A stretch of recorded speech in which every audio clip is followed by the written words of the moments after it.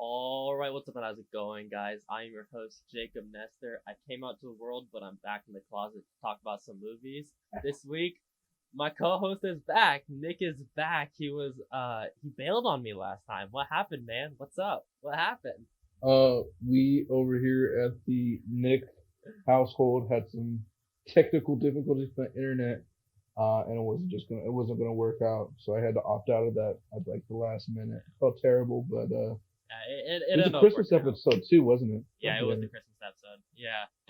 It was a really good one though. August had a good time. He's definitely gonna be back on the podcast. He did a good job. But I would love to do a pod with Uh, him. yeah, as always, of course, I'm really glad to have you back. It's been a pretty shitty week for me. I'm not gonna lie. I Let's hear really it. wanted to work on two YouTube videos that I've posted about on Twitter many times. About the What I Watched December edition, alongside my five least favorite movies of the year. But I had some car issues, and because of that, I had to be in a different town for a while, and it just really fucked up my schedule. So pretty Big rip. unfortunate, but I still really want to get those videos out as soon as I can. So hopefully I will. Stay tuned on my YouTube channel. I was able to make a closet quickie a while ago on Lovers Rock, one of the Steve McQueen Small Axe Collection films. So check that out. It's a really great flick. But you know, oh, also one thing I wanted to mention. I forgot to. I'm not sure if I told you this as well. I got the COVID vaccine today. I saw that on your Yeah, Snapchat. That's yeah. fucking I, I sick. I got the COVID vaccine this morning. For those of you who don't know, I do work in the health industry. I'm a caregiver in an assisted living home, and I was one of the lucky ones. Because of that, I was able to get my first shot out of two in the COVID vaccine. So feeling good. My arm's a Oh, little sore right now, but besides that, I'm chilling. It was regular nice. shot, I didn't know nothing. you had to get two shots. Yep, yeah. Next one is on. It's like 21 days later or some shit like that. But that's pretty exciting. That's good. I'm That's glad to cool be though. on that. It's pretty cool. But before On that we get vaccine. into the notable watches section, this will be the first time Nick doing this type of section because we did it for the first time last time with August. But before we say that, I do have to address what's been going on in America Day and America recently, specifically yesterday. Just a slight message. I don't want to speak on it too much, but I do need to reiterate because we have it in a few podcasts.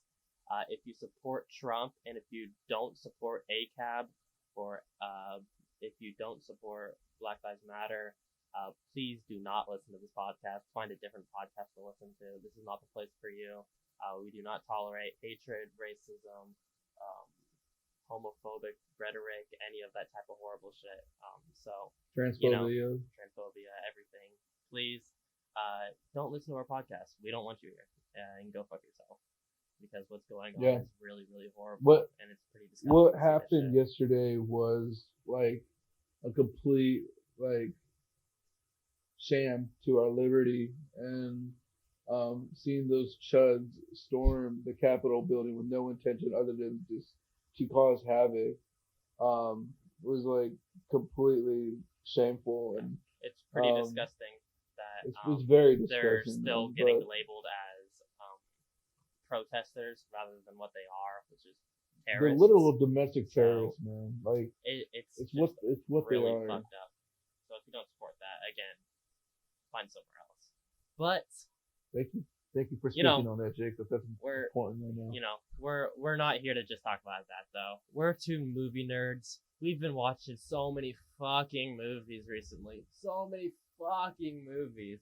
And A lot obviously of we can't movies. talk about all of them anymore. We're trying to shorten down the podcast a little bit. So we are doing the notable watches section now, where we talk about any TV show that I've been watching and then five notably good or bad movies that I've seen in the past 2 weeks. So as always, Nick, you want to start us off with your notable watches? Sure.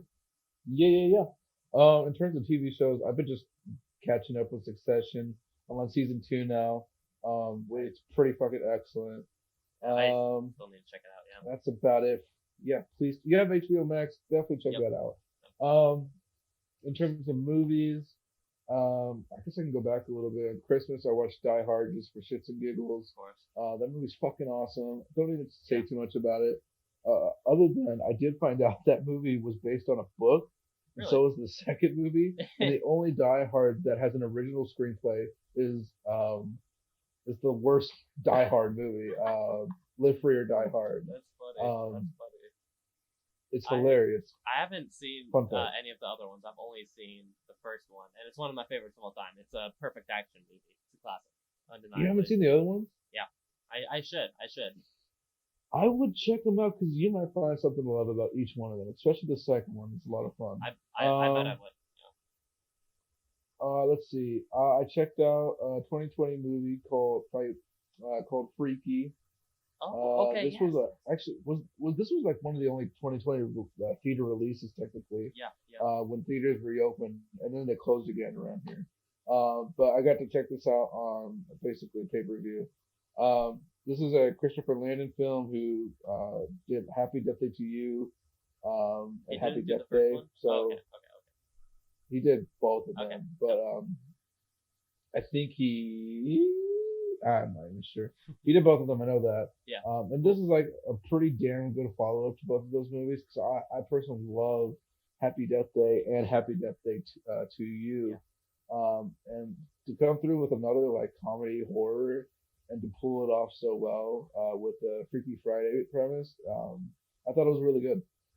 Definitely didn't make my top 10 of the year, but in terms of horror, in terms of like comedy horror, it's definitely up there as one of the best of the year.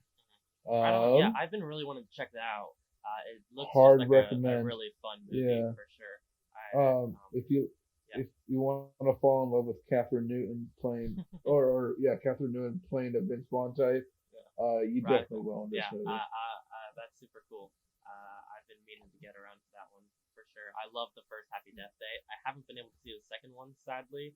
I really need to Oh, because I really it's do adore excellent. that first one. I It didn't is know that he did excellent. Freaky as well, so that makes me want to watch it even more. Oh yeah. Yeah, I yeah. didn't know that until after I saw the credits, and I was like, I think that's the same guy that did Happy Death Day. And it turns out he did both of them, which makes sense because they're awesome. Okay, so I watched another 2020 movie called Wander. This is an April Mullen movie, which she did. Actually, you may not know anything she did because I I'll don't recognize the either. name. Yeah. But she did a movie called Below Her Mouth, which was like a 2016 feature that was like not received very well. But she comes through with the next movie called Wander. She has Aaron Eckhart and Tommy Lee Jones as her two leads here.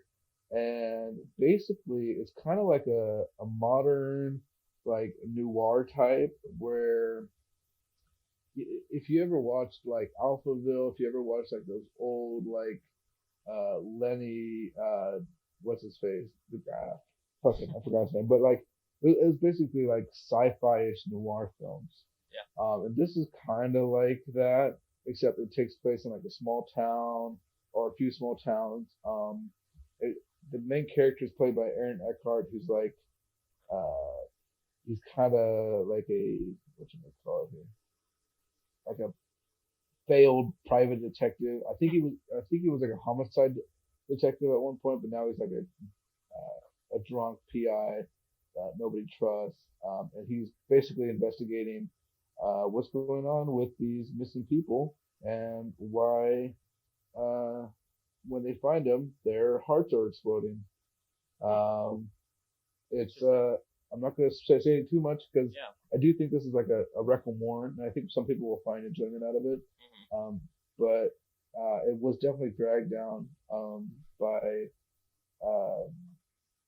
its dialogue, and I would say in terms of camera work, I think it was a little bit too experimental. Like it was a lot of handheld shots, which if you can pull that off, I love you because handheld is not easy to do. But I felt like they were a little bit too self-indulgent with it. Um, Other than that, I think Wander is still a fun movie, and I do recommend it. Nice. Yeah, That's it that for like sounds cool. 2020 movies. Aaron Uh, Eckhart is Two Face in Dark Knight, isn't he? for those who don't know, yeah, Nice. he's Nice. Two Yeah. Face. Okay. He's also Aaron Brock. I always remember him as Aaron Brockovich's like boyfriend. Um, let's see, Nice. What else? not the actual Aaron Brockovich. Yeah, yeah, What's that? yeah. I'm just saying, what else you watch? Oh yeah, so I watched two Friday the 13th, Nightmare on Elm Street movies. I watched four Dream Master and then Dream Warriors, Okay. um, Yeah, I don't which know is too much about the whole series. I've only seen the original, which I think is a great, cheesy, classic, fun little horror movie, but I don't know anything else about the series. so I got a weird relationship with Nightmare on Elm Street sequels. A lot of people seem to really enjoy them, even if like they can admit that some of them are pretty bad. But like I've never really enjoyed ones, even the ones that people like. Hmm. But I rewatched the third one because that's like everyone's favorite apparently, and I definitely got to see what people like about it. But definitely not my favorite Freddy kills. And I gotta be honest, some of the kids in this movie are fucking annoying. I just can't stand them.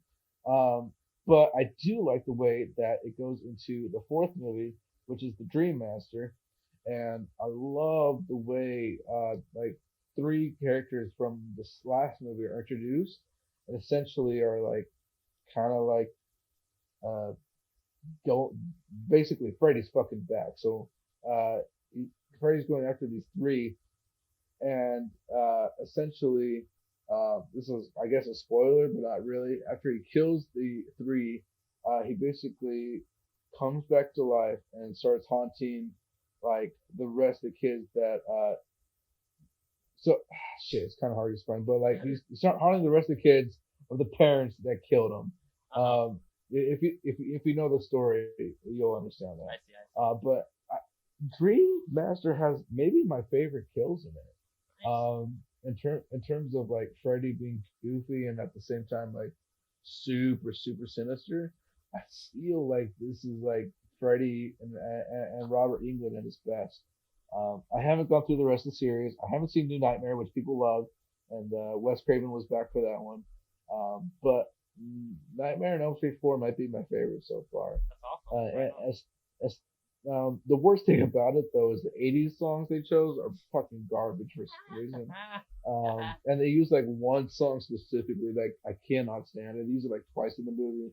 But other than that, Dream Masters is awesome, and that Nice. is it for me.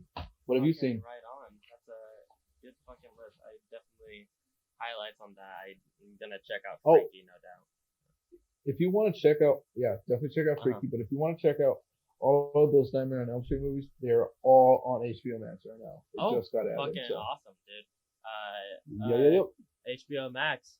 Come on, where's the sponsorship at? You know how much we Yeah, word fucking out. rep you at like I've been every shouting this episode. fucking platform out. Yeah, dude. God damn it, this platform's taking over my life. My goddamn life.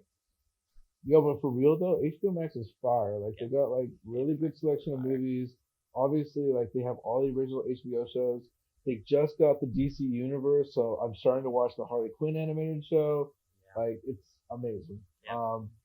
It's Super totally awesome. worth the price They to pay got they for. got like And all of Cartoon Network shows on there as well, which is all the shit that I do grew they? up on. Oh, I Yeah, haven't even checked that yeah, out. super Oh, awesome. they have like the first like 5 seasons of the Batman animated series, which is Yeah, sick. yeah, yep. I've actually just been watching some random episodes of that recently. It's just so fucking awesome. Nice. Just awesome. Love that show. Shout out to HBO Max. But anyway, I want to get into the five movies that I wanted to talk about. Obviously, I watched a lot more, but I wanted to kick it off Let's with hear The it. Outlaw Josie Wales. This is one of the earlier Clint Eastwood. Clint Eastwood fucking cowboy western kick-ass action movies. It's got him directing it. I can't remember if he wrote it as well. But with this being the second Clint Eastwood directed movie that I've seen that he also starred in, the first one being Million Dollar Baby, I think I just fucking hate Clint Eastwood. This shit is not for me. I do not like him or his style, really. His directing is just not good and not interesting to me visually at all. I find the characters that he plays just horribly annoying and just terrible people that I don't find interesting to watch at all, and they're not well acted either.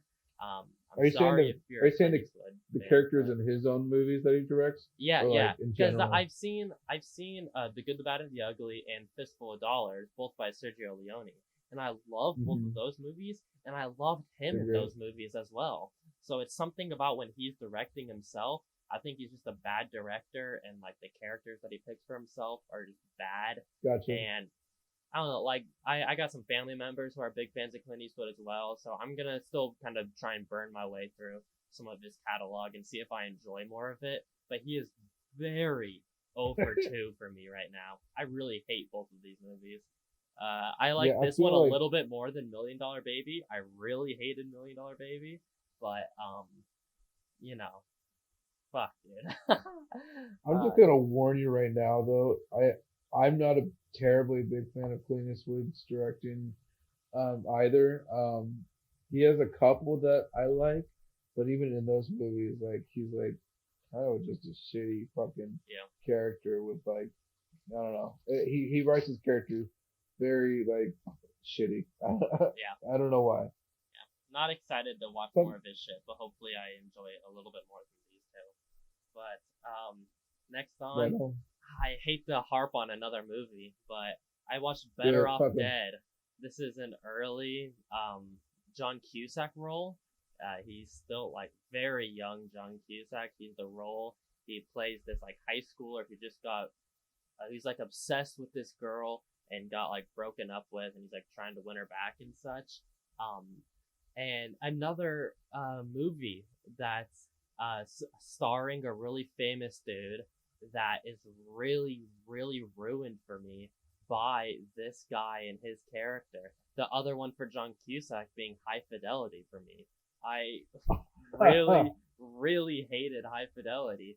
It is primarily due, it is almost all due to John Cusack's character. Like, he gives a fine performance, whatever, but his character and how it's written and portrayed, I just hate and don't find fun to watch. And I think it's just horribly written.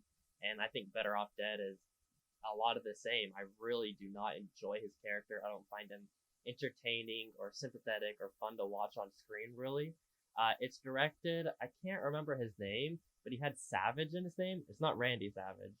Um, Oh, the but director? I can tell you right now. yeah, yeah, do it. Uh, But he has Savage in his name. Savage Steve Holland. Yeah, yeah. And he does some weird shit in this movie. There's some like Yeah, really I've like never weird. seen. There's like some weird like surreal shit in here. Like the whole thing, it's like a really just like bonkers world. And all of the side characters in the world are hilarious. There are some great bits in this movie that made it really an enjoyable watch through. But basically, every scene with John Cusack and his character would just start to go instantly downhill and just kind of make this movie suck. But whenever it was any of the other side characters getting the spotlight, fucking hilarious. And Savage's vision is very bizarro, and I'd like to check out more of his stuff because there's some really. Do you want me to tell you stuff. more of his stuff? Yeah, yeah. What's up? Give me some more. So this is his most famous movie. Uh-huh. After that, he did a movie called Stuck in the Suburbs. Mm-hmm. Oh no! Sorry, this is what his next popular movie is called Stuck in the Suburbs. Mm-hmm. And then a few other movies down. He's got his next movie is a Nickelodeon movie called A Very Odd Movie. Wait, is it a Fairly Odd movie? The like Very Odd Yes. Parents movie? Yes. Oh, I didn't know he did the Very So, Odd Parents movie. Looking through it, he's got a bunch of Nickelodeon movies from like the early 2000s, including Ned's Declassified School Survival Guide. There's a movie. So his only like big movie was Better Off Dead. Mm-hmm. Everything else he's done was made for TV. Oh, he did the Big Time Rush movie as well. Fire. He did a sequel to Legally Blonde called Legally Blondes. I guess is this probably Legally Blonde 3? Is this the lost Legally Blonde 3 that we've been looking for? Dude? We just stumbled upon it. Damn. I guess so. So yeah, apparently he hasn't done too much after that. Interesting guy. He had a vision, and it was ahead of his time. I don't know. He's weird. It's a weird movie. If you enjoy it, I understand. But I'm cool sorry seeing, for people who love John Cusack. Please don't hate me. John Cusack's just not for me. I think I just don't like him. Fair. Which is just unfortunate because I want to like these movies. But anyway, even in movies where like he's kind of likable, Like in being John Malkovich, he's like a total dick. Like, Oh, 100%. That's why he's good in being John Malkovich, because he plays an asshole yeah, character, and like he's written to the point where we're supposed to understand that he's an asshole character. yeah, But him, especially yeah, like yeah. High Fidelity, he's an asshole character, and he's written and like directed so that we're supposed to like him when he's just constantly like being a horrible person. So Yeah. fuck that. Yo, what Anyway, else you got? that's it for bad movies. The rest I wanted to highlight were the other good movies I was able to catch. Namely, When Harry Met Sally. It was the first time I saw this fucking movie, and I Nice. loved it. It's so incredible. As I've talked about before, I'm a huge sucker for rom-coms. Rom-coms just get me. I've always loved rom-coms. They used to be my favorite type of movie, and they still are one of my favorites.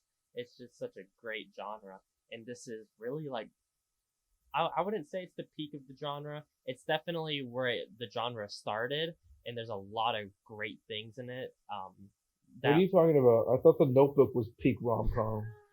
dude, I haven't seen The Notebook, and I fucking need to. I I It's actually I need to it's watch The actually an Notebook. enjoyable movie. Yeah. Yeah, I think I actually really will like it. Ryan Gosling and Rachel McAdams. I mean, come on.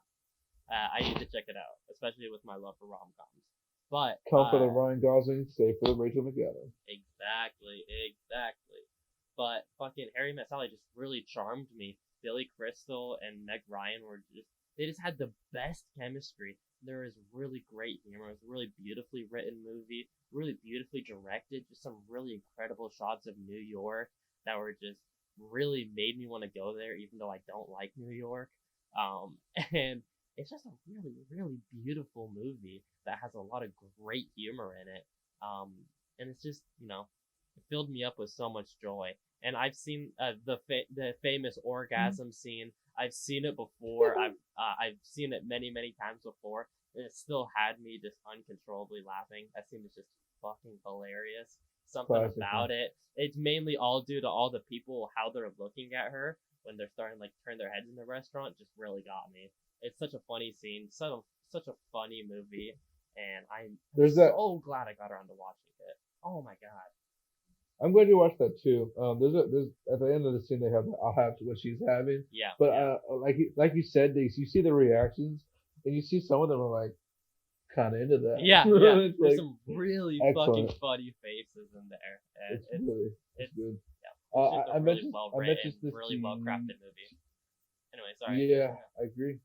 I did mention this to you though. I never think Billy Crystal and Meg Ryan can ever be a thing. Like Yeah, ever. yeah, They never. yeah, It doesn't seem correct. I don't yeah, know. It just never seemed correct to me. yeah.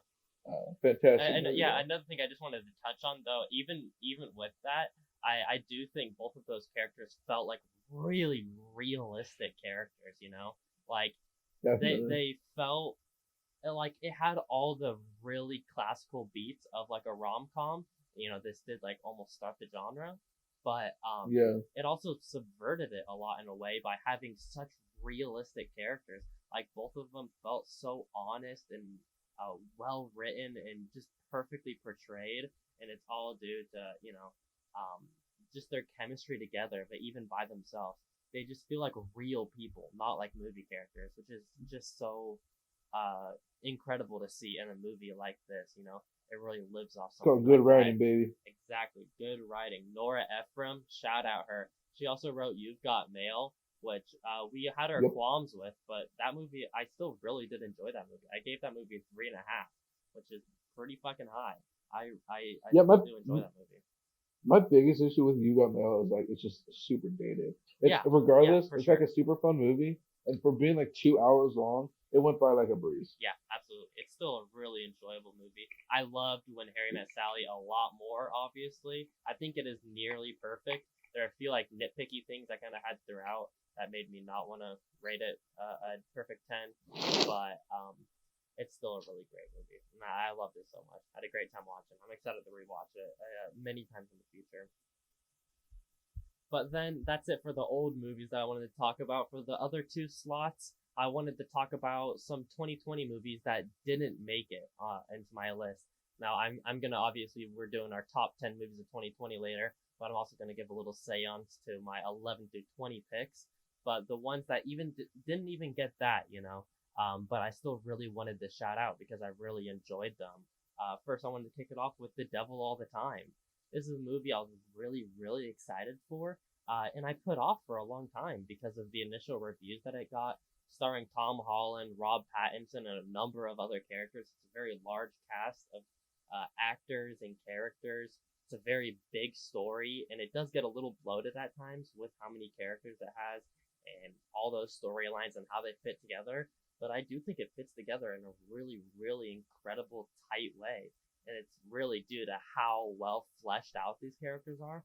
They're given just the perfect amount of time to really understand each of these characters and their stories.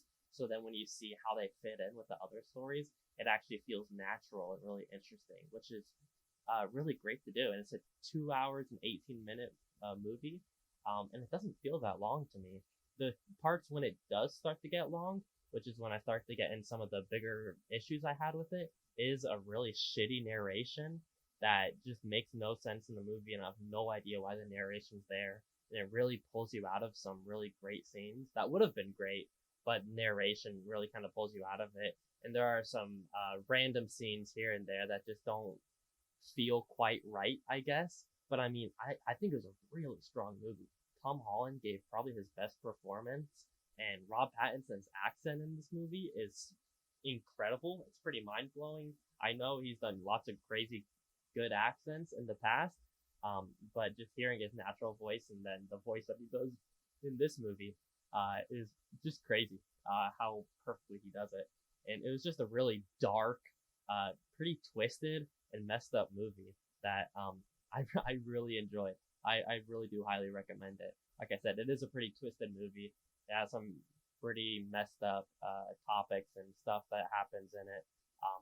But the core, like, it really fits towards the core themes and narrative of the movie that it's trying to get across. And it hammers home those themes very quickly. It's basically just like fucking battering them down for the entire rest of the movie, like not really building on it too much.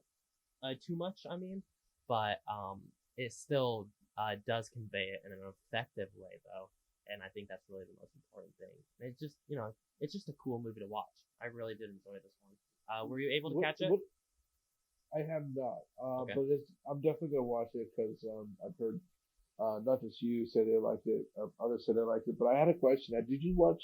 Was it The King, the one with Chalamet, or was it Yes, The The Kingdom? King with Chalamet and Pattinson. Yeah, Yeah, I actually talked kind of about it. forgettable. Yeah, I talked about that. I can't remember. Earlier. Some I remember episode. you did. Yeah. I did not What like do you that think movie. of No, did not like that movie. Well, Like yeah, at all. what do you think of Pattinson Jackson in that one? I'm so conflicted on it. It's so bizarre, but I kind It's of so love weird, it. isn't it? I kind of love it in a weird way, but like, it's I such found a it very annoying. it's a stylistic choice. I listened to interviews and Definitely. shit, and they like purposely did it that way, and I think it worked in some cases, but really didn't work in others. But I just think the movie was just so bland and boring in general due to its just horrible Super screenplay. bland. So like, I don't think it could have been saved with acting Yeah. much with just how terrible I that agree. script is. I agree. Yeah, but this movie, very enjoyable, very good. Cool. It's on Netflix as well. Some great, isn't it? yeah, it's on Netflix. Some Nice. great little side character pieces that Pattinson ran in this last year. He's got Devil All the Time, fucking The King, which is decent. It's an interesting performance. And then he's got Tenet as well, which he's probably the best part of that movie. I can't remember anymore, but those are three pretty interesting, pretty varied, and cool performances all in the same year by him. So shout out Rob Pattinson. You guys know my love for him. I've talked about it. I love Pattinson so much. And this is one of his better roles, honestly. It's very, very cool to see. He amazes me every time. He's so great. But anyway, on to the last movie that I wanted to shout out that just barely didn't make my top 20. It's Onward. It's the other Pixar movie that came out earlier this year that kind of got washed over. It came out in a really bad time when Corona was really, really hitting. Like it was starting to like really kind of blow up, I guess. And just kind of got swept under the rug. and I'm pretty sad that it did because I think it's a really, really enjoyable movie. Incredibly predictable plot beats and story that feels structured to no end, but it works so well. And it's all because of the world building and the characters, and that's just what it comes down to. It's just so key. So, it's got like this really fantastical, magical world that's really beautiful and really fun to just get lost in. And each of these characters, primarily the main family of the two boys and their mom, and then their dad who's passed away, their relationship to each other and how the relationship works and how it's kind of fleshed out in their interactions works really well, and it's really the main core of this movie that holds it all down. And it just made for a really enjoyable, fun watch that pulled at the heartstrings in a really cool way. And I think the finale that they did with the dragon and their dad and such was really fucking cool and interesting. Spoilers. And, no, I don't think that's not spoilers. But it's a cool fucking movie. Definitely check out Onward if you haven't. That's on Disney Plus. I enjoyed it so much. I'm sad I put it off this long. It's just such a beautiful movie. I love fantasy movies like that. I love magic. It was always a dream of mine when I was younger to become a wizard. And so it's just fun seeing shit like that on screen for me. Honestly, I love that type of stuff, and I highly, highly recommend Onward. I'm sad it couldn't. What are you gonna say? What are you gonna say? Wait, you're gonna comment on how I wanted to be a wizard, huh? You think I can't be a fucking wizard, boy? I just want to know how your parents thought when you told them you wanted to grow up to be a wizard. Yo, I had a spell book I wrote once with my own spells and shit. It was fire. Whoa. It was fire. Yo, you're just waiting for that Hogwarts ticket, weren't you, dog? Dude, I was waiting. I mean, I was a big Harry Potter fan growing up, but I mean, not like a massive fan though. It was just wizards and that idea in general, and like wizard games and like cartoons I'd see and shit like that. Like, I wasn't like a massive like Harry Potter fan. Just the idea of wizards and magic itself has always been something I thought was just fucking cool. I think it's dope. Cool. I think it's fucking cool. And I'm gonna be a wizard someday, so cool. And I'm gonna cast a spell on you, and you're gonna become a tiny little frog. Be my frog. I'm gonna be hella shocked. I'll read it. Okay. That was one of the spells that I wrote. So get ready. Get ready. Anyway, though, like I said, sadly those two weren't able to make it into my top 20, but I did want to shout them out. That will lead us into it, though. Let's get into our topic of the week. It's about fucking time. Top 10 movies of 2020. It was a long fucking year. A lot of stuff happened. And I see a lot of people out there talking about how no good movies came out this year. That's just so fucking wrong. So goddamn wrong. There were a lot of really great movies this year, and I wasn't even able to catch all of them. A few that I want to throw out right now, if you're wondering why they're not on my list, I wasn't able to see them. It's too fucking hard. Nomadland, Minari, The French Exit, I guess that there's just a few of them. I know there's a lot more, but just off the top of my head, those three are The Father with Anthony Hopkins, really big movies that I really wanted to catch, but just wasn't able to, sadly. So that's why they're not on my list. But before we really do dive into our top 10, we usually start with Nick, of course. So do you want to start off with some of your honorable mentions you wanted to kind of shout out? I can do that. Yeah. Let me pull my fucking shit. Sorry, just I might have to go cam off here for a second. Yeah, you're good. For a while. Okay. I want to mention a couple movies that stuck around with me but didn't make my list. Aaron Sorkin's The Trial of Chicago 7. This was pretty divisive movie. Did you watch this? Nope. Never ended up getting around to it. Honestly, no rush on that. Yeah. But this is just a decent courtroom drama, with really fucking amazing dialogue. The only big issue with this movie is Aaron Sorkin's directing is a little bit self-indulgent. I think he probably jerks off to every frame he shoots. As he does with I know he every does word he does. I know he does with his writing, yeah. But with this movie, it felt like Aaron Sorkin was like, I don't know, I felt like nobody was saying no. But regardless, I think this movie is still pretty decent. Sure. And it has a lot of great performances in it. Shout out to Jeremy Strong. He plays a pretty light performance in this, but it made me basically instantly like just I'm a Jeremy Strong stan now. Nice, And nice. after seeing Succession, after seeing him in um, fucking sorry, The Big Short, Yeah, yeah. like Jeremy Strong is like becoming one of my quick favorites. Um, my biggest issue, I'm talking too much about this, Yeah, you but are, my but it's biggest okay. issue about this movie is ending. And that's all I'm gonna say about it. Nice, yeah, I'm gonna throw out a couple out here. There was a movie called Extraction. This is like a pretty basic, by the numbers movie. But what stood out was its camera work. And if you want to see a good, decent action movie with great camera work, Extraction's your thing. yeah. Right. Other than that, two others I want to shout out. Tenet. I'm assuming I like this more. Actually, I got three. I'm assuming I like this more than others. This was like my number five Nolan in the rank, I think. Uh-huh. I dig Tenet, but it does definitely suffer from its audio. But everyone knows that, so I'll stop talking about it. One that I really wanted to put on this list, but I just couldn't. This was like basically my number 11 was I'm thinking of ending things. Um, I love this movie. You basically got me into Charlie Kaufman through this movie. And I got to watch every single one of them and talk about them with you, and that was awesome. Yeah. And this is his second or third movie, right? Technically, yeah, because Anomalisa, he co-directed. But yeah. Anomalisa, yeah. Okay.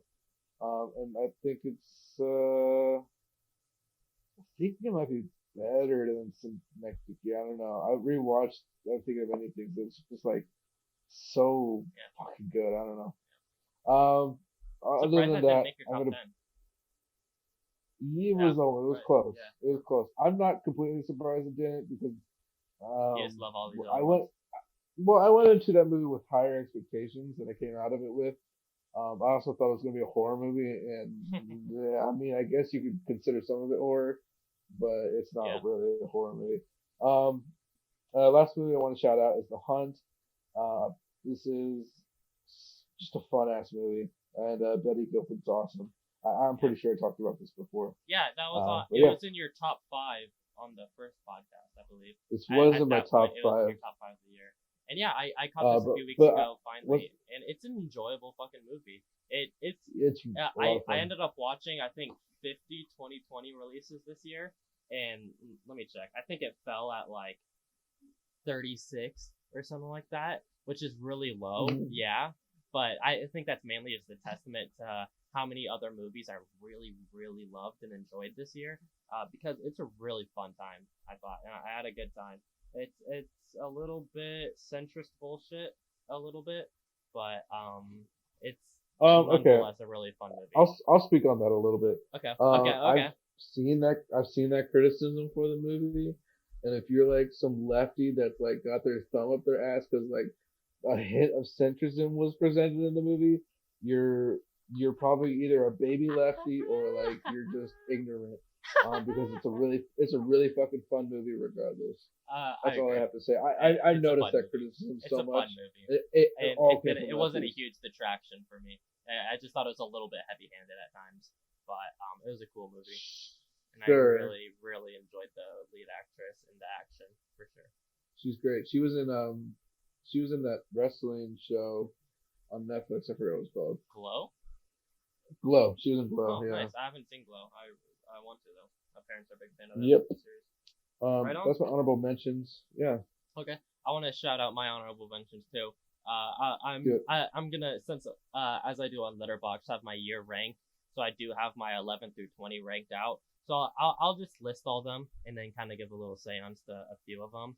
But starting at 20 and going up, I got The Five Bloods, Shirley, Mank, Dick Johnson is Dead, Possessor, Lover's Rock, Palm Springs, Soul, Nobody Knows I'm Here, and Swallow. These are all really great movies. Swallow and Nobody Knows I'm Here were in my top 5 earlier this year, and I really hated putting them out of the top 10. I loved them so much. Same with Soul and Palm Springs. Both of those movies, I considered 4.5 out of 5. So I think they're really great movies, and they didn't even make the top 10. The other ones I all had at a 4 out of 5, but I still really enjoyed. Wanted to especially shout out real quick, Dick Johnson is Dead, documentary on Netflix. Is really, really beautiful look at a family getting ready for a man to die, basically. And it has some really heart-wrenching moments, and it really broke me down at the end. It's just a really beautiful, but also fun and hilarious movie. Highly recommend Dick Johnson is Dead. Just a really, really nice movie to watch. Absolutely. But that'll be it for my little honorable mentions. I just kind of want to give a little seance to those movies right there. But let's finally get into it. Our top 10 movies of 2020. Nick, you want to kick us off at number 10?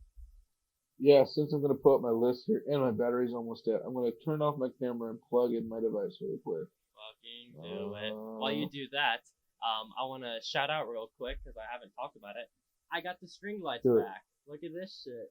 All fucking up in here. The string lights are gone for so long. My cats tore through them, and I was too lazy to buy new ones, but I finally did. Actually, I didn't. I got these from my dad. He gave me them. Shout out, Dad. But regardless, I got the lights back. We're looking cute. We're looking pretty. And I got this new thing for Christmas. It's hard to see because my camera's so shitty. But it's a little Mandalorian picture that says "This is the way," and it's all groovy and such. Thought that was really cute. Wanted to get that up for the pod, hanging up over there. But anyway, Nick, are you ready to get into your shit? Yes, sir. Right on. Number 10. We're going to start off with the number 10. Of course. So, my number 10 is, funny enough, the movie I've watched the most this year. But it's made my number 10 because there are so many other great movies.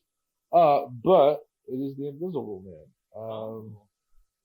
This is Lee Winnell's third directorial movie. Lee Winnell, you know him for Saw. He was literally one of the actors in the first Saw.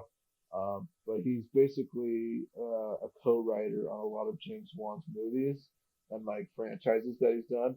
I love Lee Winnell. I think he's a fucking wizard. And with The Invisible Man, he really proves his strength, directorial wise and writing wise. Like the way this man can pull off some really great effects, and to find out that most of them are actually practical, is insane. This movie had a budget of like $7 million, I think. I don't know, man. This is my number 10 because I love this movie and I love Lee Winnell, so I had to put it up here. I'm not gonna say too much more about it, other than I do find it kind of weird that this movie is very heavily on the subject of like domestic abuse, and they chose an actress, Elizabeth Moss, who is technically part of the cult of Scientology, which is well known for having a lot of domestic abuse. Oh, I didn't know that. I don't know how I didn't know that she was one of those Scientology nuts. Oh, you didn't know that? I don't know how I didn't know that. That's crazy. That's so funny. Well, I hope I didn't ruin her for you. No, that's okay. I mean, it doesn't ruin her for me because I think she's a really, really amazing actress. That is very. I hate to use it, but cringy. You know, that was a little cringy. Oh, for sure. Yeah. Definitely. Right on. Nice. Good fucking pick. Yeah, that's such an enjoyable movie. For my number 10, I went with Another Round. This is a Danish movie starring Mads Mikkelsen by Thomas Vinterberg. the guy who did The Hunt, not the previously mentioned Hunt, a different one that came out a number of years ago. And this movie is really just about showing all the facets of alcoholism, and not only how it can ruin specific people's lives, but also the reasons why people do go to alcoholism, and like the good sides of it, and how it positively affects these certain people. And it poses some really, really hard hitting, interesting questions. And with my relationship to alcoholism in my family and how I've seen it not completely destroy people, but I've also seen it completely destroy people, seeing all those different sides perfectly portrayed in this movie is really unlike anything I've ever seen. And it's also a true dark comedy. It has some hilarious humor in it that is just so fucking uncomfortable. I talked about true dark comedies last week, or last episode, with my number one Christmas movie, In Bruges, which is also another true dark comedy that's not just thinly veiled racism and misogyny. And this movie's the same. It's a true dark comedy in every sense of the word. And it's also just a really beautiful movie, and it has one of the most powerful end sequences of the year. I'm going to be saying that a lot because there's a lot of great end sequences on this list that really blew me away, but this one really stuck with me in the conflicting emotions that it builds up in you. It's pretty unreal, and Mads Mikkelsen gives a top 3 performance of the year. Him, Riz Ahmed, and Chadwick Boseman are really up there for me with vying for that Best Actor Oscar. And it's just such a great movie. Highly recommend another round. I really, really loved it. And that's going to be my number 10. Nick, what's your number 9? Definitely going to be remade into an American film, isn't it? Oh, it totally is, which is going to be unfortunate because it's that's so shitty. Perfect. It seems like one of those premises where like some producer be like, "Oh, we should do an American version of this." Yeah, I know. It totally seems. I hope they don't, but they will. Great fucking movie. I haven't check it out before they remake it. I'm definitely interested in seeing it though. I wanted to see it before the pod. I just couldn't. Yeah, for sure. Because yesterday was chaos. My number 9. Yep. Yeah, let's do it. So my last 2 were like 2 movies. I had to like juggle around with a few others, but I chose to put Palm Springs as my number 9 because this was probably like the first movie I really like felt a connection with, in terms of like how like 2020 is going. Like I'm going to give you a warning. A lot of these movies that I have on my list are symbolic to how I felt this year, and a lot of the stories of like I've heard from people, and so my list is a little depressing. But Palm Springs is kind of like a light in the road, even though it has its depressing elements. It's a really fun. I'm not going to say what it is if you haven't seen it, but it's a really fun concept that I think is one of the best uses I've seen in movies. I'm going to be honest though, the concept. Shit. Should I just say what it is? It's a Groundhog Day movie. Yeah. It's in the trailers. Yeah, but like, don't watch the trailers. You shouldn't watch the trailers because specific scenes that's in it. But it's a Groundhog Day type movie, but it's a really, really unique, interesting take on it though. I think it would be interesting if people went in not knowing that. I went in not knowing it. I went in not knowing a single thing, and it was a great time. So sorry. That's awesome. But I also think that if you do go in knowing that, like I did, you still probably will have a great time, because absolutely. Like I feel like the first scene in this movie, whether you know what the premise is or not, you'll still find a way to love it, and that's so cool. Yeah, definitely. And this movie's just a lot of fun. I gotta put it on my number 9. Yeah, right on. Great fucking movie. Yeah, I had that at my 14, so it's still very high on my list. I love that movie. If you want to hear us talk more in depth about that movie, check out the first episode of this podcast. That was our first episode, wasn't it? Yeah. That was our first episode. Back in July. Awesome. Crazy shit. Wow. Yeah, man. Been doing this shit for a while. Been loving it. Jeez, I'm getting old. I'm getting old for this shit. I'm getting up there. Speaking of getting old, that relates to my number 9 movie, and this was the movie that I really had a hard time putting in this and Swallow, because these were 2 movies that made me deeply uncomfortable through a lot of it, and both had end sequences that had my jaws on the floor and tears running through my eyes. And they're so similar in that aspect. Also, being horror movies that are used as a tool to convey a greater meaning or message. Um, but I had to go with this one just because of how much more affecting it was to me. It might be a little bit of recency bias. I don't care, but it's Relic. This movie is crazy. Ooh. This is a directorial debut. Natalie Erica James, and holy shit, I watched this the other day with Nick. Nick and I were hanging out, and we watched this movie together, and it blew me away. Oh my god. It is a movie that is about dementia and how it affects not only the person going through it but also those around them and how they cope with that. And it's such a fucking sad movie and so hard to watch. There are so many scenes in it. I saw a lot of people saying that this movie was really slow in the first half, and I disagree. I thought it was really, really engaging. That's so interesting. Because of how just like tense and scared I was. I felt very scared the whole time, and while also deep sadness because of just what was going on in these characters. I found it incredibly engaging throughout, and it's just as I mentioned earlier, I work in the healthcare system and I work in a memory care unit, and they all have dementia there. And so I've learned a lot about dementia in this past year and seeing how it affects real people that I know and I'm close with.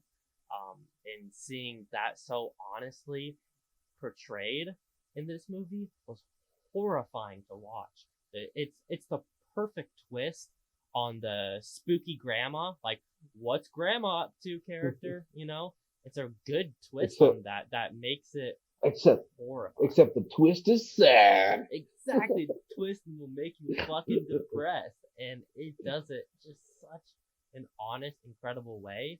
And the like climax, the end of this movie, had me just, oh my god, I could not stop squirming around. My jaw was just unhinged, and I was so blown away. It's so beautiful, so heart-wrenching, and so visually just unreal. Has some of my favorite body horror I've ever seen, period. And it is just such a creative, beautiful, honest, and terrifying movie. I could not put it on my top 10. I absolutely loved Relic, and I cannot believe this is a directorial debut, and I'm so excited to see more from this person. What was the name again? Natalie Erica James, because I had such a great time. So cool. Huge shout outs to Relic. This movie was really just incredible. I agree. Beautiful movie. Who produced this again? Was this had some big names behind it? Anthony and Joe Russo produced it, and so did Jake Gyllenhaal. That's right. Surprisingly big names, and I don't know other than what's her face who played the mother, not the grandma, but the shit. I got it right here. Emily Mortimer. Yes, you'd recognize her in Shutter Island, Hugo, Lars and the Real Girl. Oh fuck! I can't believe I forgot she's in Lars and the Real Girl. Love that movie. I only know her really from Shutter Island. She was like the main chick. She's incredible in this movie as well, though. But yeah, we have some really big names attached to it. And well worth it. There's some really, really creative and cool scenes in this movie. And that third act, I can't stress how incredible it is. You know, this movie's a must watch, absolutely. Alongside every other movie that's in the top 10. Anyway, though. Yep. That's gonna be my thoughts on that. Nick, you wanna reveal your number 8? Number 8. So I watched this movie. This is probably one of the most recent movies I watched. And it was recommended by you. Oh. It's called Run. Oh yes. And Sarah Paulson, Kira Allen, who I haven't really seen much of. Yeah, I think. This is her first time acting, besides in a short film. Oh, okay, makes sense. I really haven't ever seen her before. Run is essentially like one of those perfect like 2020 concept movies of like being essentially trapped with your family. Um, except this time, your parents are trying to control you, and maybe they have some other sinister plans for you. Who knows? This is just a really fun, um, like thriller. I don't know if I would say it's so much horror, but It's a you thriller definitely for have sure. like you def in terms of horror, you got like Stephen King elements of horror Hmm. with like the way like the people in it are just like horrible and like Definitely. awful. Um, but it's really cool. Um, learning now that Kira Allen is like the first time actress is really cool because she's fucking Hmm. amazing. And I Um, believe she is actually disabled. I think is she? I think so. I think so. I'm gonna be really embarrassed if I'm wrong, but I think so. Uh-oh, I'm looking at her Instagram right Uh now, oh. Uh bro. oh. Uh oh. I'm just kidding. I don't know if she's on or not, but she's amazing. If she is disabled, then um, I'm really glad to see more uh disabled actresses and actors get roles. Yes, Um, she is. but yeah, Okay, I was right. okay, Yeah, she cool. is. Yes. That's sick, Which and is she's really fucking incredible. amazing. Yeah, she does an incredible job. With some really great. I loved this Jeez, movie. Yeah, this movie learning is now that so she's so good. actually disabled, like Yeah, puts like a few scenes like are crazy to me. that roof But yeah, scene. this That's all I'll say about that. yes, But yeah, that's what wow, I'm thinking of right wow, now. wow, wow, wow. Yeah, excellent, excellent, excellent. Such a creative, Fuck, this fun movie's movie. fun, Yeah, it's fun not run. higher. I think I had it at 29. I think of the year or 25 Mm-hmm. actually. 25, so pretty close. Yeah, it's a really creative, fun movie with some incredible performances that really hold it down. And the ending had me screaming. Yeah, It yeah, was no, awesome. fucking awesome. Such an enjoyable movie for sure. I'm glad you had that on your top 10, so I could talk about it a Yeah, little bit yeah, too. It's fun as fuck. yeah, yeah, yeah. It's on Hulu, I believe. Check it out It on is on there. Hulu. There's Yep. some bangers on Hulu this year. Yeah, that's a fact. That's a fact. Anyway, What is your is that number all? 8? Is that all you wanted to say about it? Yeah, I got not too Dope. much to say. Okay. It was a great movie. I'll I'll talk go. more in depth when I get down to like top 5. Yeah, yeah. I'll go into my number 5 then, which is Shiva Baby. This is another directorial debut by Emma Seligman. It's based off her short film that she made as her senior thesis at film school, starring the lead actress who stars in the film as well, Rachel Sennott, who's a comedian. And it's about a bisexual girl who goes to a Shiva and runs into her ex and her sugar daddy. And it's incredible. I This movie blew me away. It is a tight 77 minutes, this movie, and it does not waste a second. The lead actress does such an incredible job. The whole movie is just so anxiety inducing. This how people talked about how they felt when they watched Uncut Gems. This is how That's how I felt when I watched this movie. It had me so anxious and on edge the entire time, and it just balances that level alongside the actual story of it and building on that, this person and the characters in there and their relationships and how they work and just the dynamics of that at this party is so cool to see. And it's just really directed with an incredible eye that has some really incredible blocking in it. It's like a for the most part of it, just like a one it takes place in one location at a house, and there's some really incredible blocking in this movie that provides some really deep, interesting scenes, deep visually. I mean, and dude, it's just such an affecting movie. And there's a moment where a character starts breaking down towards the end, and I broke down with them at the exact same time. I couldn't handle it. It was so much, and it really puts you in the shoes of that main character and feeling every single emotion she feels as she feels it. And it's such a incredible watch in that sense. And it's so fucking hilarious. Probably the funniest movie of the year. Actually, No, I'd save that for later on. It's one of the funnier movies of the year as well. It's been described by a lot of people as like a horror comedy, honestly, just because of the anxiety that it induces. But there's some great humor in it. Like I said, the lead actress um, is a comedian, and she is just hilarious in it. And it's just a really incredible script. And all of the side characters get their moments to shine, and it's just so well crafted and well thought out, and everyone feels so honest, and their relationships feel so lived in. It's just an incredible watch that I am so excited to rewatch time and time again because it's just so fucking funny and so well crafted. So I that's my definitely number gotta check eight, this one out. Shiva Baby, for sure. Um, that's the second to last directorial debut I'll have on my list. I got one more coming up, but shout out to her again, Emma Seligman. Really excited to see more stuff from her because this movie was just fucking awesome. I loved it so much. Huge shout out to Shiva Baby. That's my Cool. number eight. Cool. Anyway, let's That was move your on. number 8, right? Yep, that's my number eight. What's your number seven? Number 7, I mentioned it already. Did I? Maybe not. I think it was a podcast. Maybe I did. Did I mention Possessor at all? That's my number 7. Nope, I don't think you've talked Oh, about it yet. I feel like I I haven't brought it either. up that I had that at my number 16. That was like Great. 16 for you. Hmm.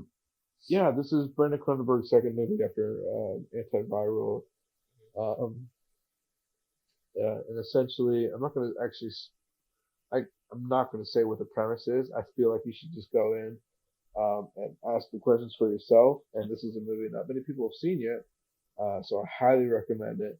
But this is kind of like, in the broad sense of things, it takes like a swing at like the corporate struggles that many people feel in their day-to-day lives, and it brings it into like a really cool sci-fi body horror concept, and I really dig it a lot. And the practical effects of this are really fucking awesome.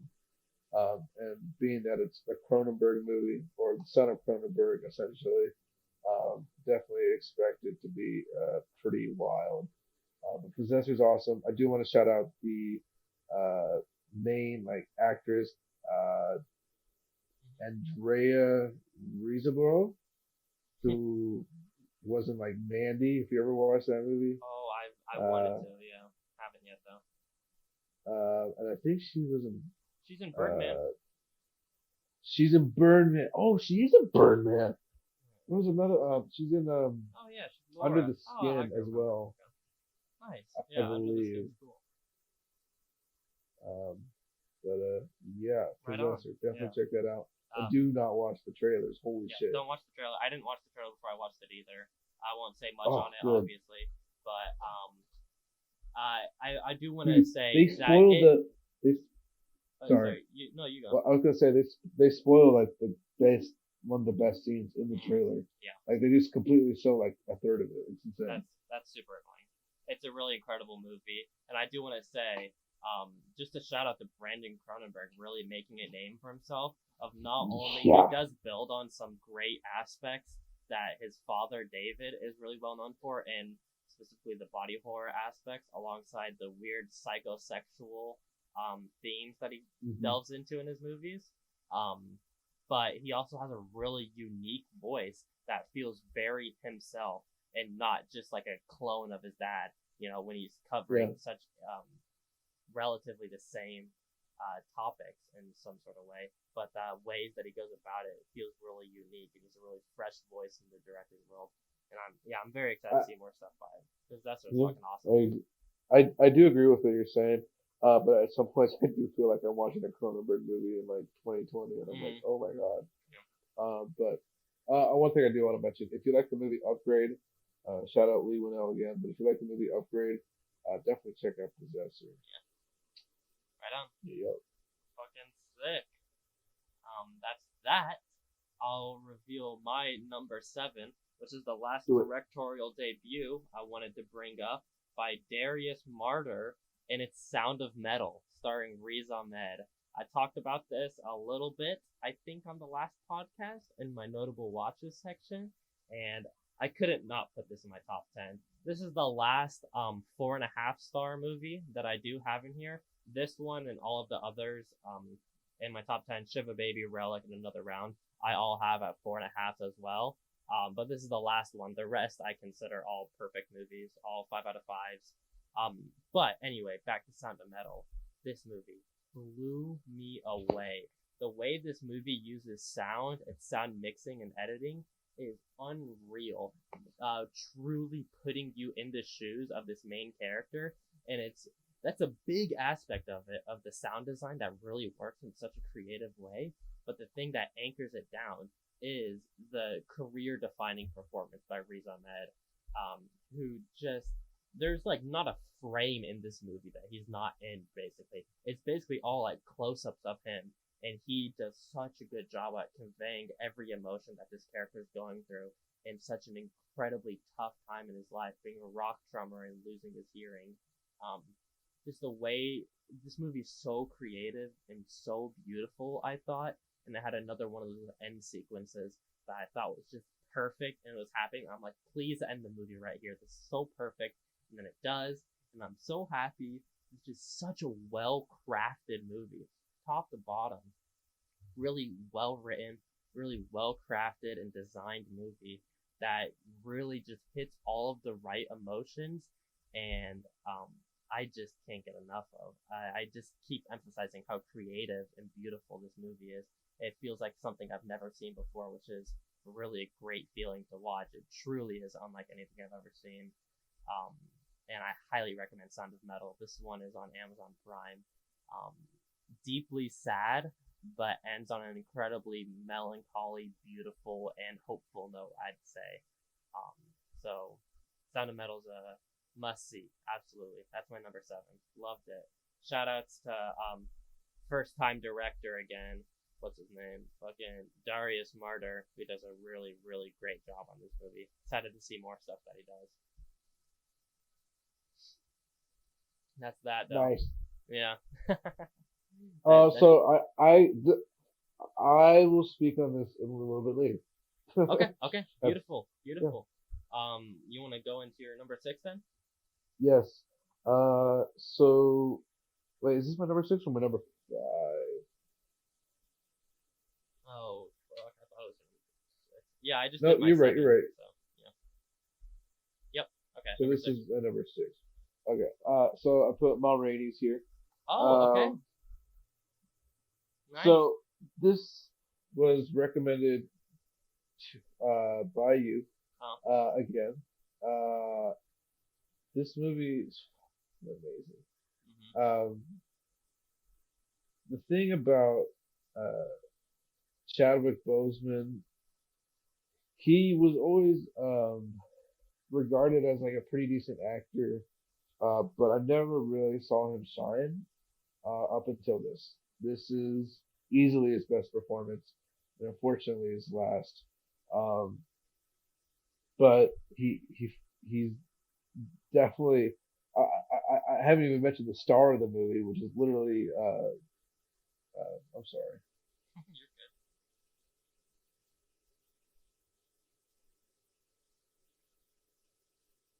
Can you hear me? Yeah, I can hear you now. I haven't even mentioned Viola Davis, who is fucking amazing, and she's playing like a role that I really haven't seen her in. She's always like the serious, like the cool, like if you've seen Doubt, she's always like the serious type character. But in this, she was like just a lot of fun, man. Like, and her singing is amazing. Was it actually her though? The singing, you mean? Yeah. No, they dubbed it. Didn't think so, I'm but really sure they dubbed it. Like, I'm pretty sure I remember looking it up.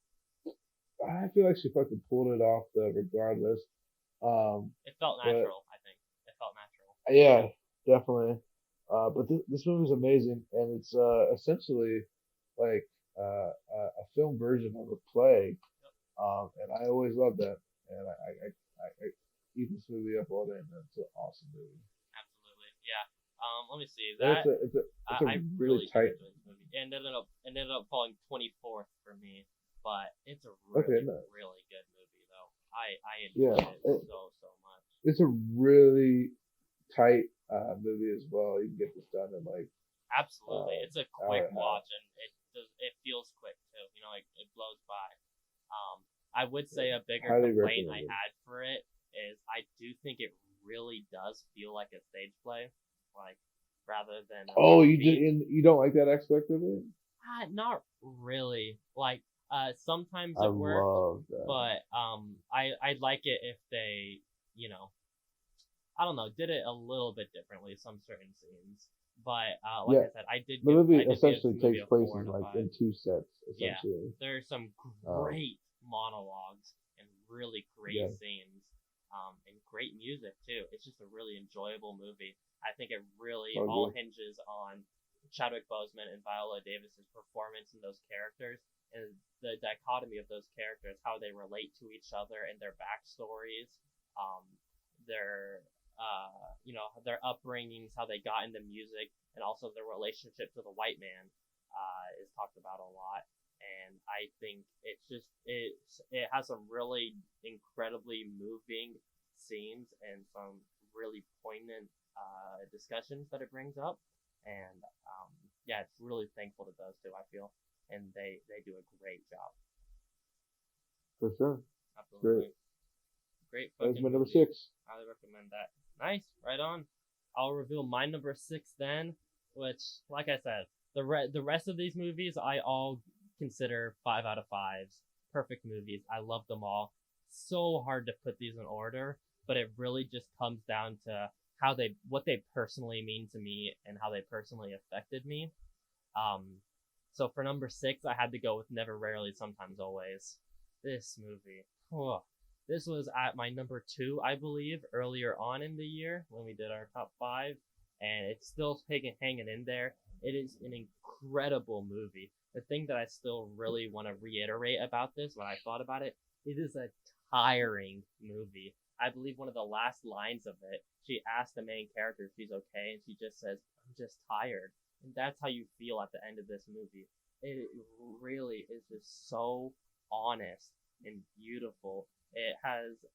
It's directed by Eliza Hittman. I believe it's her second or third feature, and she just has such an eye for detail that feels so naturalistic. It's so idiosyncratic, this movie, without feeling that way.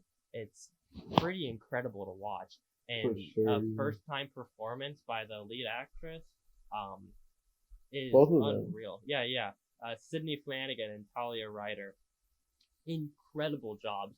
And the title sequence of this movie is quite possibly the best scene of the year, and just moved me to no end. In this movie, like I said, I haven't rewatched it since I watched it back in like July or June, but it's really, really stuck with me all this time, and I highly recommend it. It's just flawless in executing its message and purpose, and really putting you in the spot that these characters are in. And I'm not sure when I'm going to be able to return to this movie. Like I said, it is so tiring and so taxing, but it is in all the right ways, I think. And I loved it. Love it to no end. Loved Never, Rarely, Sometimes, Always. Thank you, Eliza Hittman. That's my number six, Um, though. so this is another one I'll speak Yep. on later, Yep. but I do want to mention right now, the way you mentioned the way it was shot, this is like one of my favorite depictions of New York. Like Absolutely. it's so like it felt like my experience when I first Yeah, yeah, I landed agree. in New York. I agree. I completely agree. Yeah, cool, Right cool. on. Yeah, that's my number six, though. You want to move on to your number five? Yes, sir. I already said I would talk about this. Sound of Metal. Nice. Okay. You basically said everything that I could say. I do want to shout out Olivia Cook though. Yes. This Oh is like God. Yes. I haven't seen her in too much, but I fucking love her in this, and Mm-hmm. she's like, um, there's a period in the movie where you don't even see her Yeah. character, but you Good get to chunk see of it. like the progress of her life. Um, and like I don't know, just like Olivia Cook is fucking awesome. Uh, Riz Ahmed though is obviously the main star in this, and he's excellent. I've always talked about how underrated Riz Ahmed has been, and like, he's getting some love. I think with Rogue One and like Venom Nightcrawlers and like and Nightcrawler. right, Nightcrawler. He's like blow up. getting into Yeah. like the mainstream now. And he's Riz Ahmed has been around This for is gonna decades, yeah, man. this is gonna shoot him up there. Absolutely, no doubt he's gonna get an Oscar nom for this movie, and he's gonna start really Hmm. becoming more of a mainstream lead actor who can hold himself. Yeah, he's also getting up there in age. So please, Hollywood, keep hiring him. Yeah, absolutely. Um, yeah, and Yeah. I just love seeing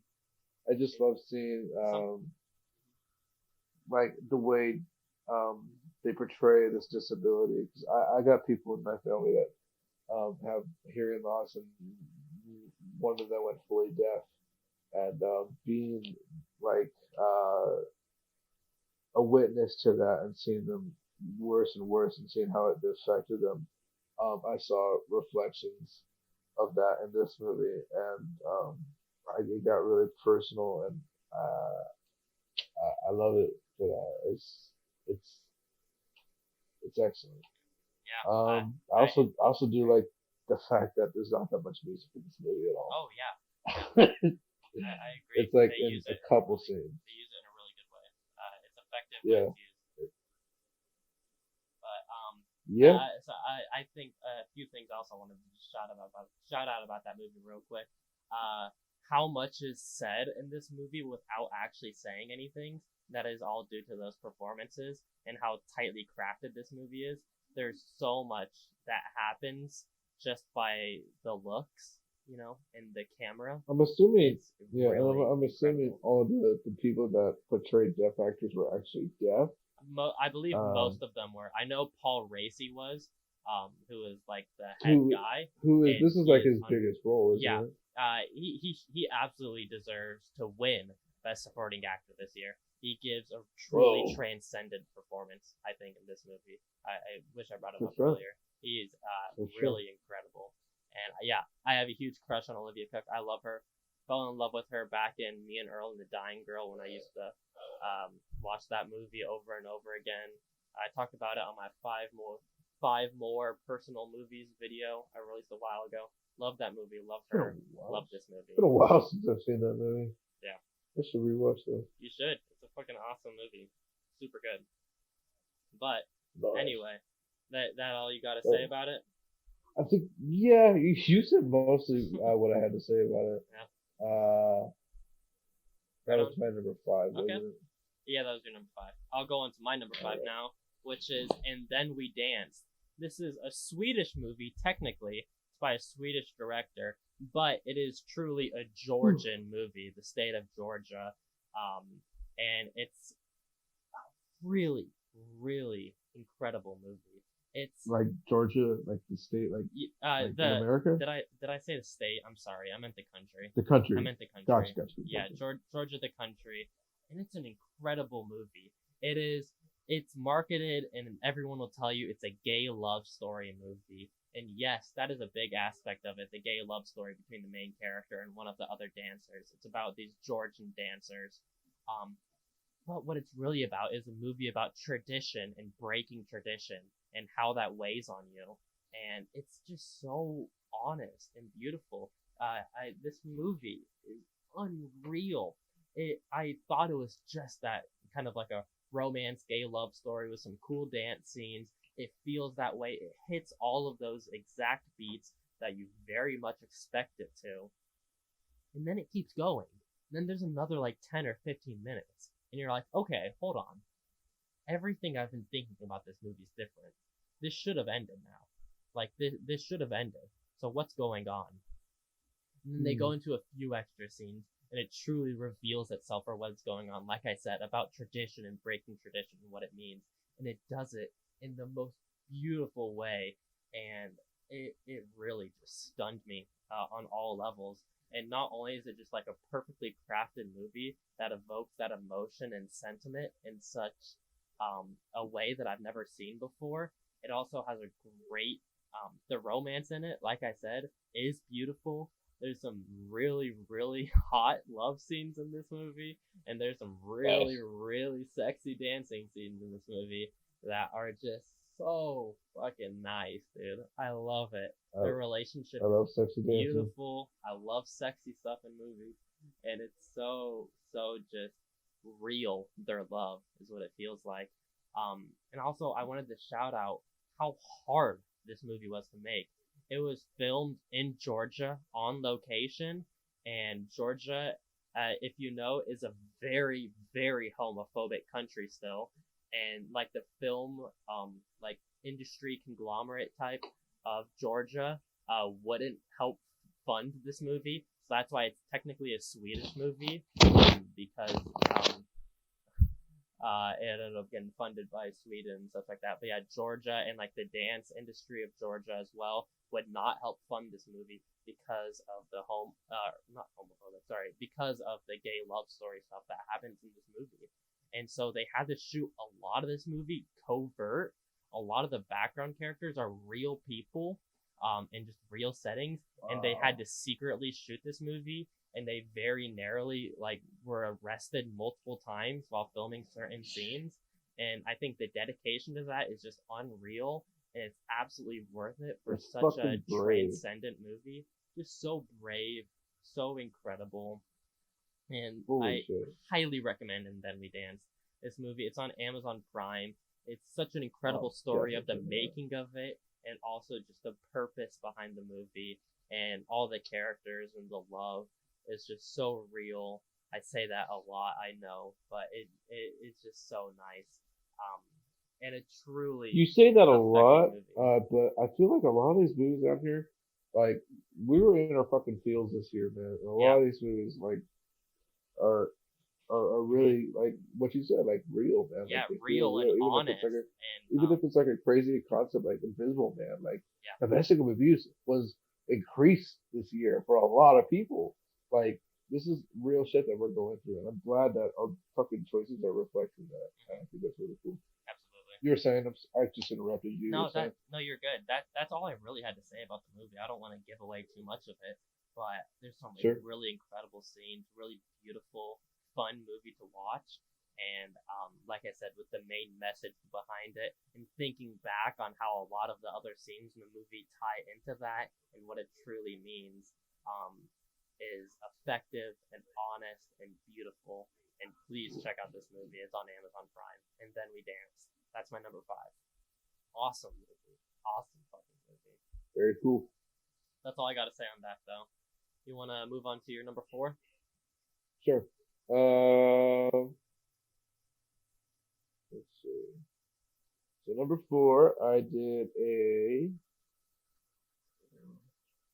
put She Dies Tomorrow. This is another Mm. Hulu movie.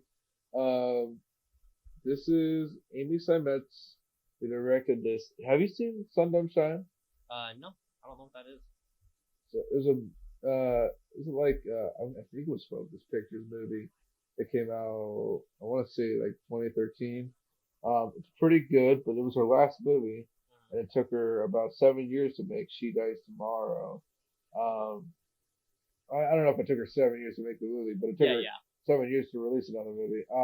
But She Dies Tomorrow is again, this is like related to the feels of this year. This is about a woman who essentially has accepted that she's going to be dying tomorrow. Um, doesn't really give you any context to why. She just knows that she's dying tomorrow.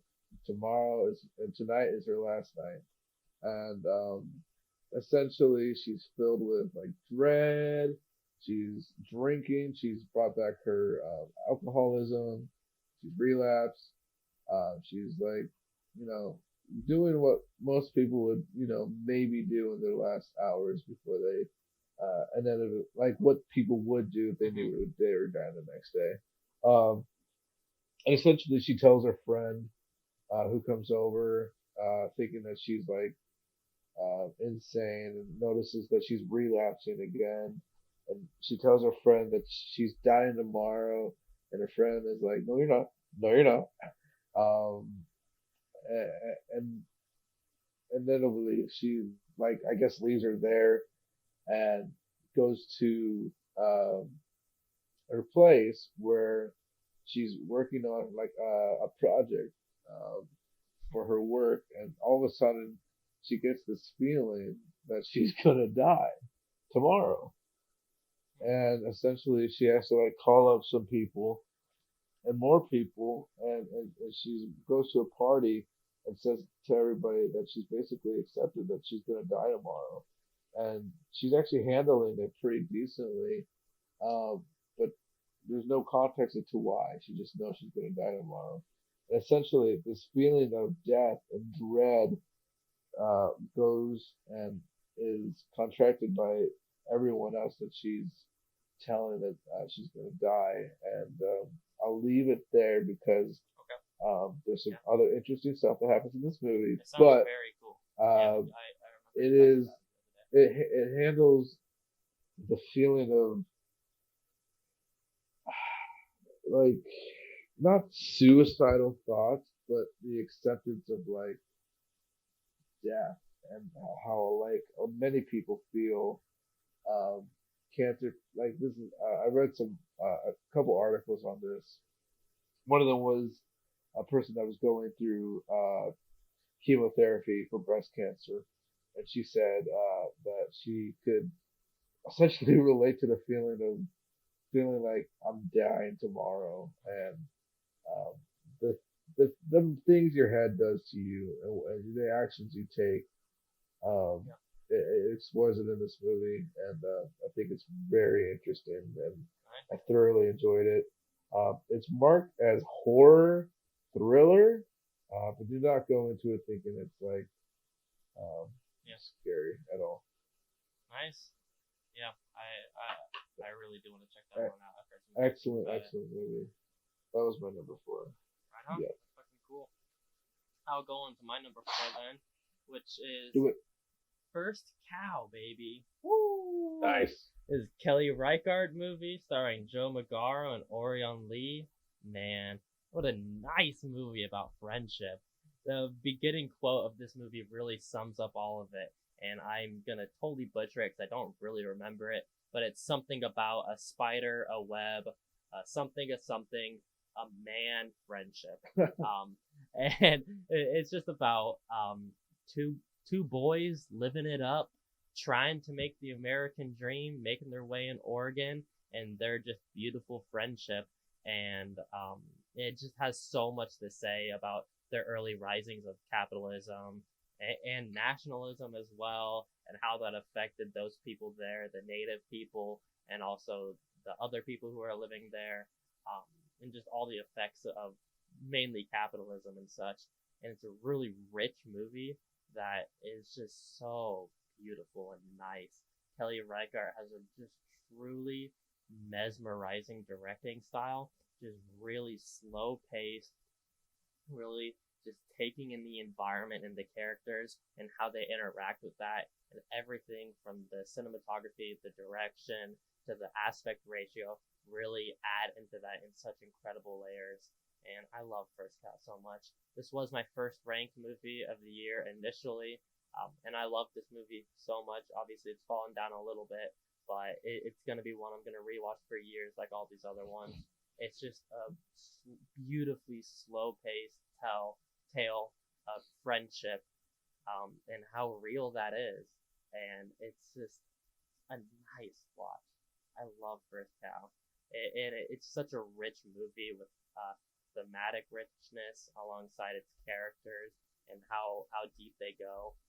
And last thing I wanted to shout out about it though is there's the cream scene that happens in this movie with Cream, and the intensity and just that scene in general is better than the Cream scene in Inglourious Bastards. Sorry, it's just a fact. It's just a fact. That's I'm amazing. sorry. Yep. I'm sorry to tell I you, did too. the better You- Cream you- scene is in First You're Cow. referring to the Hans Landa scene where he offers Would you like some whipped cream Yeah. to okay. Yeah. That's I'm not very talking funny. about That's the a first great scene in the comparison. movie. Like that scenes with milk, it's like the same thing, kind of. And I guess I'm kind of Definitely. referring to both of those scenes because I actually like this scene even more than that first one as well, which is might be a little bit of blasphemy for some people, but Wait, you like the cream scene better? like I like the first cow scene better than both of those scenes. In Oh, Inglourious okay, Basterds, I is got what you, I I mean. got you. I mean, I don't know anyone else who's comparing them, but No that's one an else is amazing comparing them, comparison. but That's when an I was amazing watching that comparison. scene Holy and shit. like that intensity that I felt during that scene in First Cow, and also just the way that love it was shot was so meditative, as is everything else in that movie. But it adds to it in such an incredible way. Definitely. Yeah, the better cream scene of all time for sure was the First Cow, and I love it so much. Also, I want to shout out. Last thing, the night scenes in this movie are awesome. People have complained about not being able to see the night scenes. I don't understand it. I think they're beautiful and clear and work perfectly, and I love this movie. First Cow's incredible. I mean, my TV brightness is set a little bit higher than most, but I feel like if you're in a theater watching that, I feel like it might have been pretty dark. Maybe, But I don't know. It all definitely depends on your setup. I understand that, but I had a great time watching this movie, top to bottom. For sure, Perfect, beautiful excellent movie. I love Kelly Reichardt. Shout out Oregon, represent Kelly Reichardt. Yeah, that's awesome. Please let me work with you someday. I love your stuff. Everything's amazing. You're incredible. Let me write for you. Let me write for you. No. Anyway, that's so cute. I love her. I love her movies. Anyway, that's my cool. That's my piece on First Cow though. Movie's awesome. Let's move on. Was that your number 4? That was my number 4. So what's your number 3? Oh, we're getting into the top 3, baby. We're getting into it. Top 3, baby. So this is a movie I had to rewatch, but I fell in love with it again. The Wolf of Snow Hollow. Oh, this is Jim Cummings' movie. Who did? Have you seen Thunder Road? Nope. Oh, well, okay. It's got the same. It's got obviously Jim Cummings in it as the main actor, but he plays not himself. He plays another character in The Wolf of Snow Hollow, and he basically plays. I know we said ACAB, but he plays a cop in this movie. But he's a shitty cop, like most cops are. Yes. And he's got a relationship with his daughter that's not the best. He's possibly thinking about relapsing on his alcohol addiction. And to top it off, there's a werewolf going around town and killing women. I'm not gonna say too much again, but this movie's got amazing performances. Robert Forster's last role, I think. Really? I'm glad that I think it was his last role. Are you serious? I'm serious. Am I that dumb? When did Robert? You don't remember he died? When did Robert Forster die? Like this last year. Jesus Christ! I did not know that. That's okay. Yeah. R.I.P. Robert Forster. Yeah. Oh, he died in October of 2019. Holy shit. Yeah. Fuck, that just hit me like a brick. Okay. R.I.P. man. R.I.P. Absolutely. I'm sure he's great in it. Detective Perry, rest in peace. Yeah, absolutely. But he plays another cop in this movie. He plays the sheriff, and he's kind of like a sheriff with like dementia. Obviously, he shouldn't be the sheriff anymore, but he insists on it. So he's got a very fun role in it. But in general, this movie's like just really good horror elements, filled with like amazing subtle commentary on like just like poor policing and how like how bad like you know like small town murder investigations are, because a lot of small towns, it's very well known.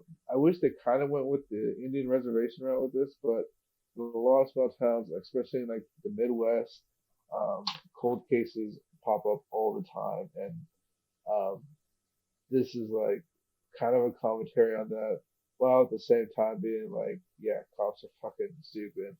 Um, and it also like the main title is about a werewolf, but uh, that's like kind of a metaphor for other things in the movie. Nice. But Yeah. there is definitely a werewolf in this movie, and Badass. the horror elements is amazing. It The practical effects are so good.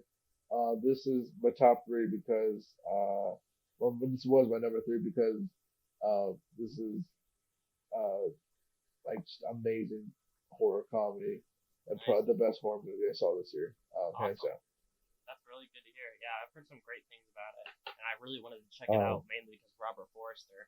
Um, and I'm um, 100% gonna check it out now. I especially know that it's one of his last roles, and how yeah, much you loved it.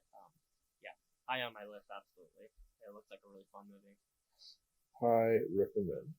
Great. Nice, right? Fucking on. I'll reveal my number three then. And so this movie, this is one of those movies where, um, it did come out in 2020 technically, but a lot of the discussion around it, primarily the Oscar discussion, was in 2019 for last year's Oscars, but it didn't end up getting nominated because France submitted something else for their Oscars. So sadly, this incredible movie didn't end up getting nominated, and it was wider release this year. So I wanted to talk about it now, even though I didn't mention it on my year end list or half of the year list earlier when I first watched this in March, actually, for the first time, because at that time I hadn't realized that it actually fully got released this year. But now that I realized that, um, I had to include it on this top 10, and I couldn't not put it this high up. It's Portrait of a Lady on Fire. This is the movie by Celine Sciamma, and holy shit, this movie is unreal. This was my introduction to Celine Sciamma, and it blew me away. All cylinders. It introduced me to a subgenre that I kind of made up, and it's kind of bullshit and doesn't make a whole lot of sense. But I think this is the peak of that subgenre, and it's the romantic thriller, in the sense of you're real like it's a like a romantic movie about a love story, and the thriller aspect comes into the intensity that's built up in this movie and the intensity between those two characters and their relationship, and also what's going to come of their relationship. Celine Sciamma does an incredible job at building tension in her movies. The other two movies I'd seen by her at this point now, Tomboy and Water Lilies, are both incredible, and they have this simmering tension throughout them, that is crazy, with these really baseline human plot points or stories, that really don't feel like they should have this much intensity in them.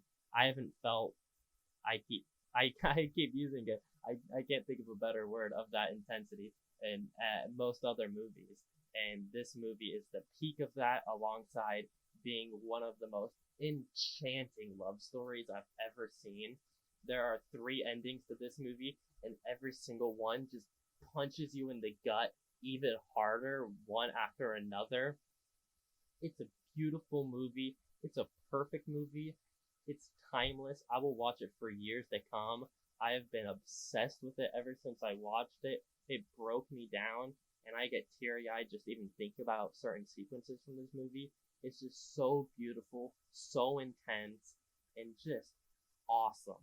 I'm really surprised it's not higher on this list, but it purely is because these other two, um, the real personal aspects that these other two movies have to me, and like my life story and such, is just too much. I had to put them higher, but Portrait of a Lady on Fire is an absolute masterpiece of a movie, and it's on fucking Hulu. So please watch this movie. It is unreal, and if it would have properly got nominated for the Oscars last year, as it should have, um, man, it would have been sweeping with Parasite, and it would have been contesting with a lot of those categories in it as well. It is an awesome fucking movie. I love Portrait of a Lady on Fire. That's my number 3. Very cool. That you've always. That, I think that's the movie you mentioned probably the most to me to recommend this year, and I haven't watched it yet. Yeah. But I will definitely watch Me it too. because you have nonstop talked about it, and it Yeah. sounds amazing. It looks amazing too. Yeah. It's awesome. Check that shit out on Hulu. That's my piece on that, though. What's your number 2? You mentioned it. I think it was your number 6, but it's now my number 2. Never, rarely, sometimes, always. Yes. I first gotta mention that I think this title is pretty bad. I I think the scene where it like the never, rarely, sometimes, always seen is good, but I think the title is like I don't know. I feel like people are gonna brush this movie off because of the title. It's a I don't know. mouthful. It's a mouthful. It sounds like one of those really bad teen dramas. I don't know. I don't know. The title doesn't really um, sound too appealing, but Yeah, it's that's fair. not a shitty teen drama. In fact, it's an amazing teen drama. One of the best I've ever seen. Um, in terms of writing, the dialogue felt like incredibly real, and the story was unfortunately all too familiar. Um, if you ever grown up in a small town, you are going to hear these stories all the time of young women trying to find an abortion and end up going to uh, essentially a clinic that is trying to convince you to have an abortion, not to not have an abortion, and to have the child. And these are really damaging and really problematic clinics, and the fact that many people have to go to um, a city with better clinics or accessible clinics and places that they can actually get an abortion. Um, sometimes insurance won't cover certain places, and they have to go quite the distance for that. Like this is a very real thing that happens to people I know personally. Um, it's a really shitty thing, and for to have it, the film portrays it with a 17-year-old who's trying to hide that shit, and that's fucking like it's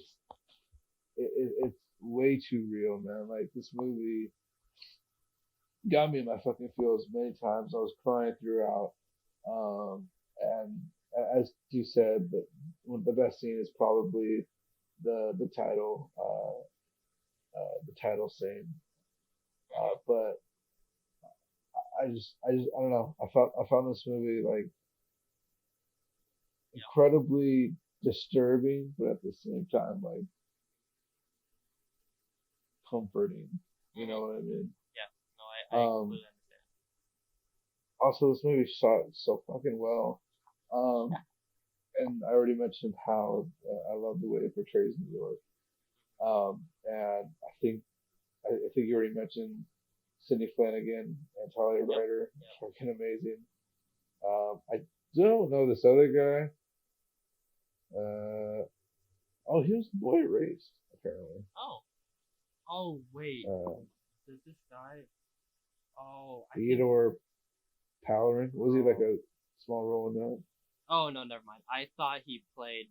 Oh, never mind. I don't want to mention the scene that I thought he was. I don't remember what character he is. Boy Erased is a really Good. interesting movie though. He's got definitely a particular face. Yeah. And he plays an interesting role, and I thought he was excellent as well. Yeah, definitely. Yeah, man. Never, rarely, sometimes, always. This was actually my number 1 until I watched my number 1. Yeah. But yeah. We'll Oh, I should mention that my last 2 are the only movies this year that I rated on Letterboxd a 5. Really? Yep. Interesting. Maybe you should watch better movies, huh? Okay. I only have 2 movies. Yeah. Right on. Yeah. Such an incredible movie. Loved it so I much. love it. Yeah, it's awesome.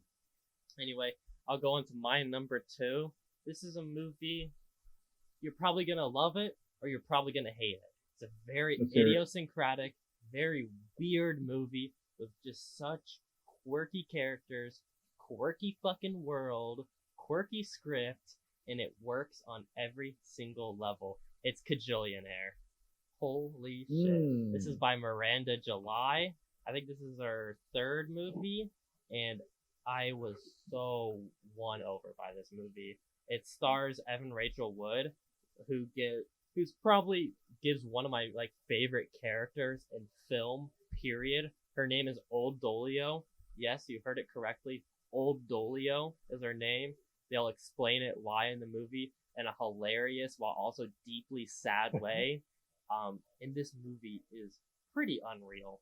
It's about these two low-time scam artists, basically, who raise a daughter to become like the perfect scam artist, and it's about her finding how to be loved in a world where she's been constantly raised and told she's basically unlovable in a way, and Jesus. her finding that love, and her finding her own passions, and her figuring out who she is.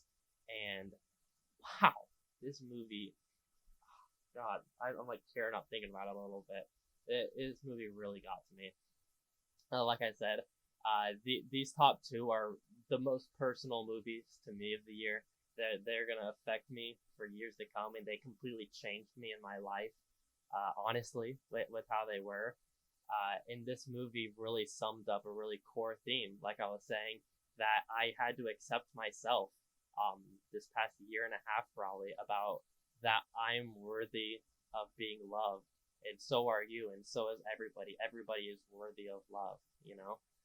And it's such just a hard thing to accept, honestly, especially when you're someone who's hated yourself or who hated themselves. I can proudly say I don't anymore, for a very long time, and coming to that conclusion that you are loved is really something that hit home for me, and it did it in all the right ways in this movie. The characters, the quirkiness works. There's so many hilarious side characters in the world, and characters themselves are so well fleshed out, and with them it perfectly balances the line between the really deeply emotional scenes that are scattered throughout. Every single scene tops the last one. The last probably like 20 minutes of this movie, just I was in shock of just like the places that I was going that I was not expecting it to at all. There's some incredible imagery in this movie. There's a soap wall that I won't elaborate on, but it's like my favorite tiny little movie detail ever now, the soap wall. And wow, this movie. I love weird little idiosyncratic shit like that with interesting worlds and characters, and it's not only just perfectly crafted, but it perfectly serves to the main story and theme that it's trying to get across, and it's so affecting, so beautiful. Please watch Kajillionaire. If the quirks aren't for you, I'm sorry, whatever, but they are for me, and it really, really worked on all cylinders. Kajillionaire just really blew me away. That's my piece on that. Very nice. That's my number two. This is definitely one I want to check out. Yeah. I just haven't been able to yet. Yeah, there's a lot of movies out there. There's a lot of movies to watch. I get it. It's fucking hard. I watched 50 fucking movies this year. 50 2020 releases. And I still didn't even scratch the surface of what I wanted to get to. So yeah, shit happens, But, well, That's yeah, why we definitely. do these lists, so we can share. These are not the best movies of the year. These are our favorite movies of the year, the most personal movies to us of the year. No, So, no, they're the best movies of the year. yeah, that's fact. That's fact. They're This is an objective They're list. the best movies of the This year. is an And objective list. and anyone that disagrees is wrong. Oh my god, it's a fact. It's just a fact, Whatever. But yeah, that's that movie. Love it. I'm so excited for more people to be able to check it out, hopefully. But that's my piece on it. You wanna Yep. move on to your number one of the year favorite movie? Yeah. So this is actually a movie I watched very recently, but it moved up to my number one spot because it's objectively, in my opinion, the most important movie of this year. And that is Time by Garrett Bradley, who I've never seen any of their work before. Uh, but actually, this might be their first time directing. This is essentially like a documentary about a woman who lost her husband to the prison system 20 years ago. Um, they committed a robbery in desperate times. They committed a robbery, armed robbery, and armed robbery is a sentence that can last 5 to 60 years. She had 5 years and she was released after that. Her husband um, received, I believe, the full 60 years for armed robbery, which is insane and completely ridiculous. Um, this is a black man and a black woman having to face um, any kind of extensive jail time other than 5 years is incredibly disgusting, and like even 5 years is like so much to a human life, especially armed robbery, which is something that someone can like. I feel like doesn't even need to be incarcerated for something like that. But the fact that a man is going to be locked up for 60 years for that, that's his life ruined. And this guy has um, 3 kids that they essentially had to grow up with seeing their father twice a month.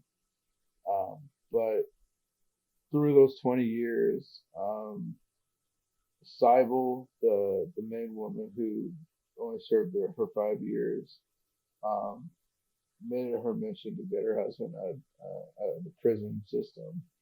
And the documentary essentially goes through like good 20 years of her protesting, organizing, and talking with lawyers and judges and trying to get this case to go on parole at least. And the things she has to go through is insane, and completely um, it completely shows how um, awful our prison system is and how careless like these judges are. They didn't even care about the people they're sentencing. Like it's disgusting seeing some of the things that were told to her over the phone. Like it was a matter of fact.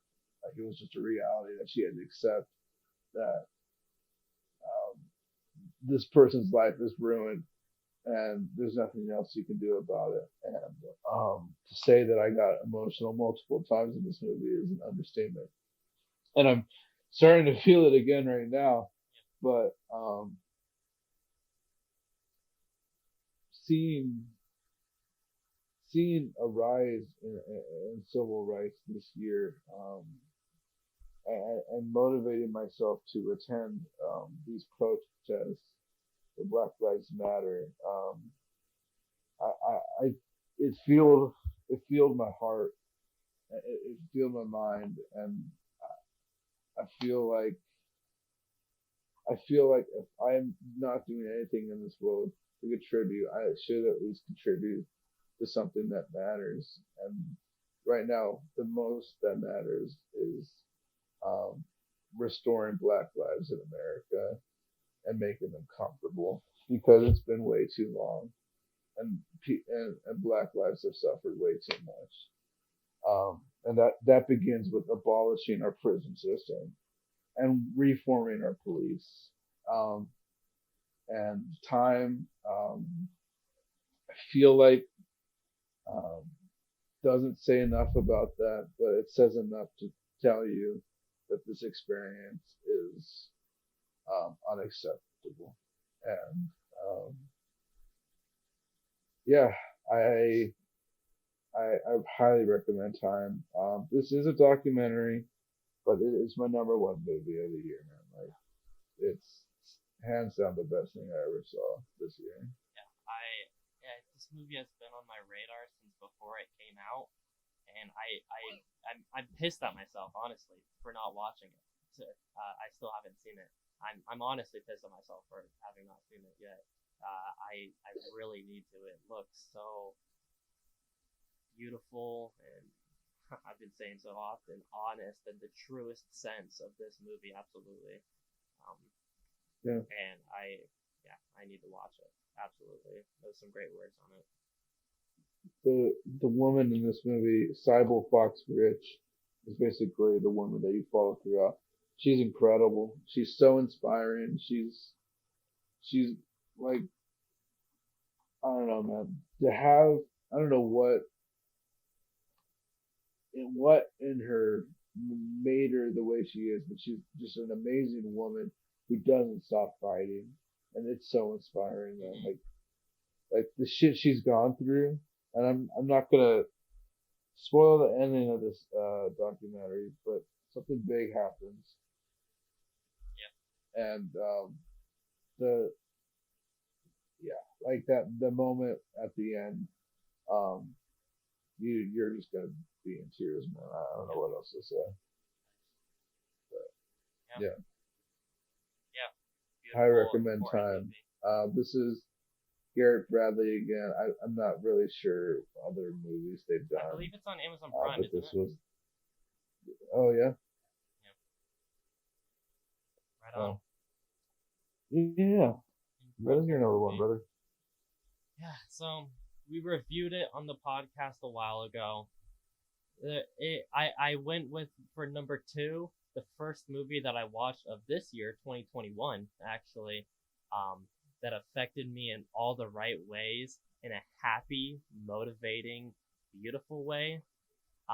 But for number one, with how expertly it's crafted, and how much this screenwriter and director means to me, and also how much this story and the themes mean to me personally throughout the past majority of my life, I couldn't not put I'm Thinking of Ending Things at number one. It's Yeah. one of my favorite movies of all time, period. I talked about it extensively on the podcast we did on it, and how it's my favorite Kaufman movie as well. He's my favorite screenwriter. This is my favorite movie by him, and like I said, I talked about it back then, but I'll reiterate it now. About the issues I had with suicide and self hatred for a very, very long time in my life, alongside very bad depression and anxiety, and I still deal with a lot of those struggles to this day. Um, but they've just been such a controlling part of my life, but also an important part, which feels weird to say, but it truly is, and how it's affected my life in the really depressing and honest portrayal of those aspects in life in this movie. It really feels like no other, and really spoke to me on such a different level that really helped me get through some certain things when I watched this movie. And I know it's gonna be there for me whenever I need it in tough times. It's beautiful. It's hilarious. It's haunting. It's a puzzle, and it's just a surreal masterpiece, I think. And this movie is going to mean so much to me for the rest of my life. I know it will. I understand it's not for everyone. Much like Kajillionaire, these very idiosyncratic, kind of strange movies that don't make a whole lot of sense to a lot of people, but really, really personally speak to me and just mean so much in my life and development. Um, and I'm Thinking of Ending Things um, is the more depressing of the two, but it is the more real of the two. It is the one that um, means much more to me in a way, and I think is just unlike anything I've ever seen with its how it's designed and how it's crafted. I think it's just a really incredible movie. I'm thinking of Do ending you think things it's his with best movie? one. I do think it's his best movie, Yeah. Okay. and it's yeah. I don't have too much to say on it. It really just means so much to me. I just think it's incredible. It's on Netflix. Check it out if you haven't yet. That's my number one movie of the year. It's one of my favorite movies of all time. That's my list. What a fucking year. Man. Thank God. Shout Yeah. out to all these movies for getting us through this year. Literally For could real. not have done it without any of these. Honestly, shout out to the movies that have gotten me through life. Absolutely. All the movies that For have gotten real. me through life. I would not be here without any of them. And there are so many movies this year that are absolutely no exception to that. So if you're one of those people that says nothing's been released in 2020 or nothing good was released, just expand your viewing, you know? There's so much shit out there. You just gotta find the right one that really just clicks and connects with you. I am one of the lucky people who had a lot of things that I really did connect with on such a personal level this year. Um, but you know, it's out there. Just watch the shit. Don't listen to critics' reviews. Don't listen to what I gotta say about a movie. If I think it's really shitty, still check it out. You know, make your own opinions about them. Definitely. All Always. movies are purely subjective pieces of art, and it's all about how you interact with them, and it's all such a deeply personal experience every movie you watch, I think. And that's really just the beauty of them. And that's why Tenet is my number one. That's why Tenet is my Um, favorite movie of all time. Christopher Nolan is the best.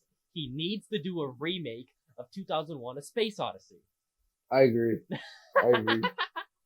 2000, yeah. Oh, what a fucking trip that Have you was. ever thought about how like Christopher Nolan is like basically like the Stanley Kubrick of our like time? Like, God. you ever like think about that? Shut up, please. Like, Fuck off. Anyway, we're gonna wrap that up. We'll wrap up this section. We'll run them back down one more time. Nick, you want to run through your list and any little say I can do you want to that. give to it as well? yeah. So again, from 10 to number one. Uh, 1 second. Nick takes forever to pull up his shit like always. Waiting for him.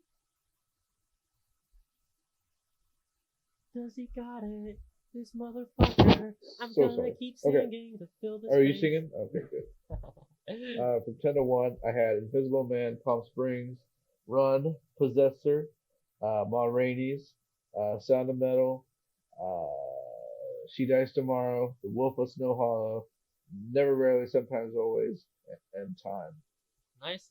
And my 10, Another Round, Relic, Shiva Baby, Sound of Metal, Never Rarely, Sometimes Always, and Then We Dance, First Cow, Portrait of a Lady on Fire, Kajillionaire, and I'm Thinking of Ending Things. That's our top 10s of the year.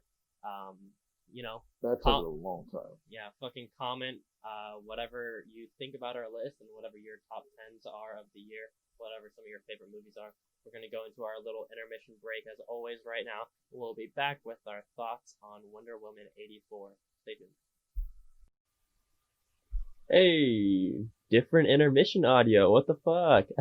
I've been using the same one for a while just because I've been way too lazy to record a new one, and I was using the me talking about Anchor a bunch in it to hopefully get an Anchor sponsorship, which I'm obviously still down if you somehow see this Anchor, but I've basically realized that's probably not going to happen. I'll still shout them out though. Obviously, huge thank you to Anchor. I really could not do this without them, but I wanted this intermission to be a little bit more than just an ad. And yeah, here I am. I hope you guys have been enjoying the episode so far. That first part was really, really nice to film, talking about just the movies that got us through this past year, because they really meant so much through such a tough year, and they'll stick with me forever. Some of those top movies, for sure. Sadly, this next movie that I talk about is not going to stick with me very well. And you'll understand if you've seen the new Wonder Woman movie, but that is the way she goes. as the topic and review of the week, though, as always, stick until the end after the review and the users comment section, and we will reveal what we're going to be talking about in 2 weeks, the topic and review. And so if you want to participate in that conversation in the user comment section during that one, DM us on Instagram and Twitter in the closet WJN. And yeah, thanks for listening, guys. I'll catch you next time. Okay. Okay, let's fucking do this then. All right, fuck. Welcome back. My god, we're back, dude. We're recording this the next day. Oops, breaking the fourth wall. Holy shit. we're both pretty tired. I'm gonna be honest, I don't really want to talk about this movie. It's pretty fucking boring. So that's a really good indicator of obviously my thoughts we should probably start with the good stuff. Yeah. And then we can work our way towards the meat. Do you wanna kick us off with some of the? Actually, I'll start with I really liked that first scene, the like Olympic scene with like young Diana. I thought it was kind of fun. I thought it was kind of cool up until they started doing the horseback stuff. And I was like, this is fucking stupid. Holy shit. This is starting to get bad. No. But before that, though, it was pretty fun, I thought. Are the horses on, what is it? What's their island called? Dude, cannot tell you. Amazon? The Themyscira. I'm pretty sure. I'm pretty sure. Whatever. Do those Themyscira horses, are they like couldn't tell you. I don't know what you're gonna ask, but can't tell you. Are they Amazon horses? Are they like Superwoman horses? Are they super horses? That horse in the very beginning went fucking flying. Yeah, probably. Like 100 feet, they probably are. 100 feet into the air. Like, what is going on? They probably are, no doubt. I'm gonna have to agree though. That first scene was kind of enjoyable. Yeah. Even though, like, I don't know, like, watch. Okay, so here, heads up for the listeners. I watched half of this movie again with Jacob. I had to leave because I really did, man. I didn't want to sit there any longer and experience Wonder Woman for a second time. Dude, when we started it, we were having a good time. We started it, and me and Nick, he was like, "Oh, I'm so glad we're watching this together right now," because we just watched Relic, which I talked about earlier how much I loved. Excellent movie. And then we're going into this, and like we're laughing at the first like 20 minutes probably, and Nick literally says, "I'm so glad we decided to watch this together." And then it's like 45 or like an hour left on the movie, and Nick's like, "Bro, I gotta go." I mean, I had to go. It was getting to the part. It was right before she turned into a kitty cat, and I couldn't stay for that. Mm-hmm. Also, like, Jesus, man, this movie is quite messy. Are we still talking about the good stuff? Good stuff. Do you like Pedro Pascal? I do like Pedro Pascal in this movie. Okay. I actually do have some good to say about it. Is honestly I like want to hear that. The Wonder Woman character, the character of Cheetah, and Pedro Pascal's character. I cannot fucking remember his name, but those are cool characters in a cool world, and they're well portrayed. Like, I think I'm not a huge fan of Gal Gadot, but she does a fine role. She does a fine job. I think Kristen Wiig does a fine job. I think Pedro Pascal does a pretty good job. And I think those are all just like really interesting characters. And like the main story beats, like that idea of what goes on in the story. Obviously, we're doing full spoilers here. In this, just the main story beats of this guy who's been vying for like this wish stone forever, and then all the stuff that he does with it, I honestly think are pretty cool to see. And then the way that he manipulates Cheetah and helping him out basically so that he can try and succeed more, I think is an interesting story beat.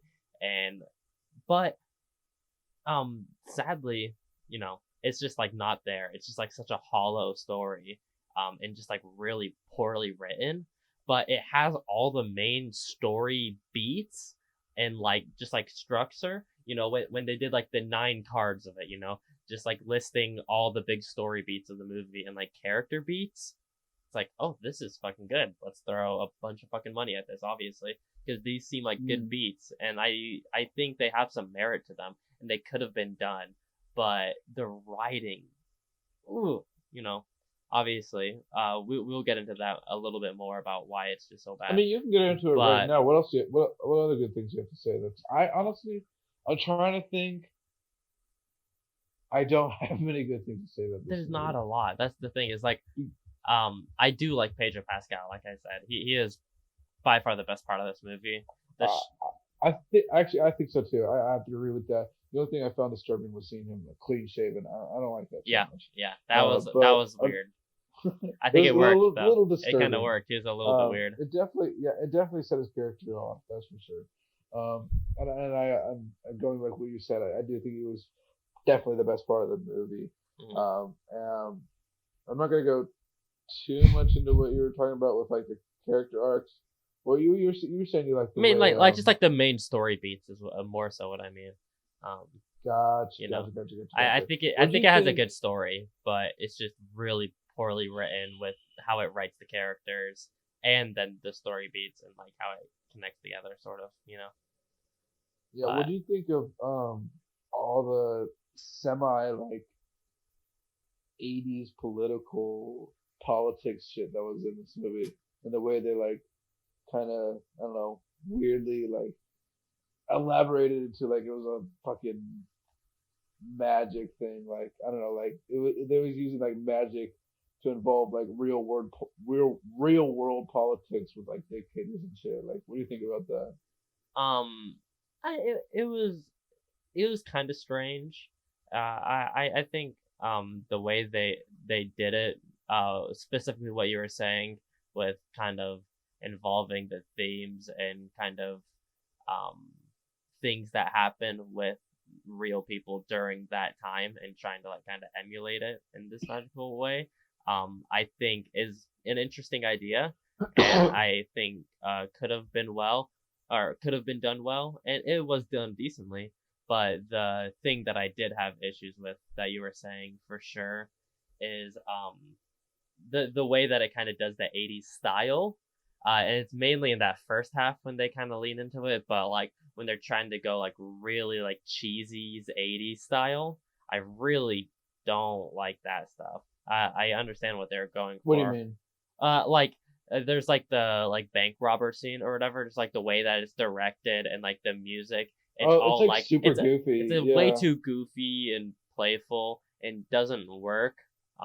It just doesn't feel playful and instead feels like just way too forced and like unnatural. It doesn't fit the world that they actually build. That's a word I hate using, especially when you don't really deliver context to it. But forced is something I usually hate. But that exactly describes how this scene was. It felt forced and like very. That's a lot of this movie for sure. It has and like. We're kind of shitting on it more, but that's okay. Who else was who actually really liked this movie? I haven't heard one person that I've talked to that's seen this movie that enjoyed it. A big thing, I gotta say, sorry. One thing that I think is a big reason why so much of it feels really weirdly goofy and shitty and unclimactic, but is the VFX on the Lasso of Truth looks so weird. I don't know why. To me, it's like such a simple like VFX thing that they're seemingly doing.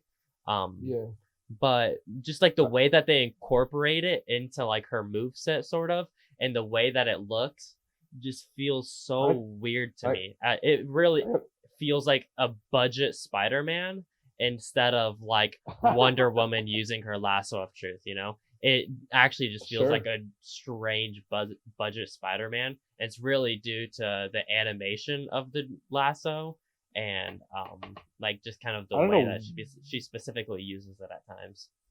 So DC movies, like you can always tell DC movies like when they have like over too much of CGI. But usually, I would say for the most part, their production house delivers decent CGI for the most part. I agree. For some reason in this Wonder Woman movie, it's the worst I've ever seen it in any of these movies. Yeah. Even worse It than looks, the third act in the first Wonder Woman, which is insane. Like I never thought yeah, I'd the be third saying act I never in the thought I'd last be Wonder saying Woman that. is hard to look at. Yeah, But this whole movie is just so bland. The colors are like totally yeah. off. I hate to Uh, reiterate it about the colors that I've seen online a lot, but like they really did use all the colors in the posters and left none for the that's movie, which is just like like a good way to it's put it. insane. Like why like they just baited us so hard. They baited us so fucking hard with They this really movie. did. Like Oh my I god. think the first Wonder Woman is a pretty fun movie and genuinely has some really good parts throughout it. Um, but I do think Sure. that like um, you know, climax scene in the first Wonder Woman definitely detracts a lot from it, and then just like the ending of it too, I think really is a huge blemish on that movie, but it still has a lot of really great stuff in it. And then the fucking posters for this movie and Pedro Pascal being in it and Kristen Wiig, they're bringing back Chris Pine somehow. It's like, okay, I'm really interested. Bring It's back gonna be they shoehorn they Chris Pine shoehorn back him in into the movie. way. They did not do it in a clever way at all. Like you see him in the trailers, and you're like, Also, oh, I wonder how they're gonna do this. I like seeing Chris Pine on the screen, so I hope they do it in a cool way. And it's just so fucking weird. He like yeah, his soul goes into the body of another person who already has a life, and he like takes over his body. It's like yeah. this is weird, It was very weird. Yeah. and like Um, God, you I, could have done it in a when comedic way where she saw him and she still acted like it was him, but then everybody saw that guy as him because that's how it was. But they really wanted us to see Chris Pine for the name recognition, and so they have Chris Pine playing him because that's all Wonder Woman sees. But they could have had some pretty funny comedic moments, I think, if they left the guy that he took over his body of. There could have been sure, some funny stuff in there with that, but it's just one of the I like was many missed opportunities of this movie. yeah going back to what I was saying about um well I'll actually I'll elaborate what you were talking about Chris Pine, his character who I actually really like. I just love Chris Pine as an Yeah, actor, I agree. but like I like his character. What is it, Steve Trevor? I kept calling him Steve Couldn't Rogers in my fucking notes for tell some you. reason, It's but I um yeah, could not tell you.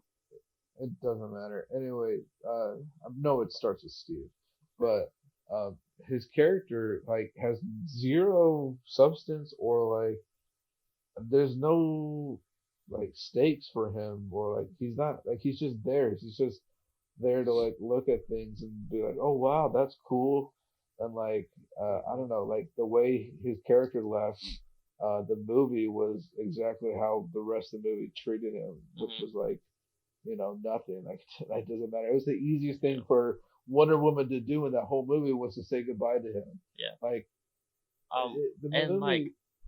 why like adding him in back in the movie in the way that they did and how they incorporated it into the main story and like character arcs? Like, are you fucking serious? Why are you just gonna have Wonder Woman's entire movie and plot and character revolve around a man?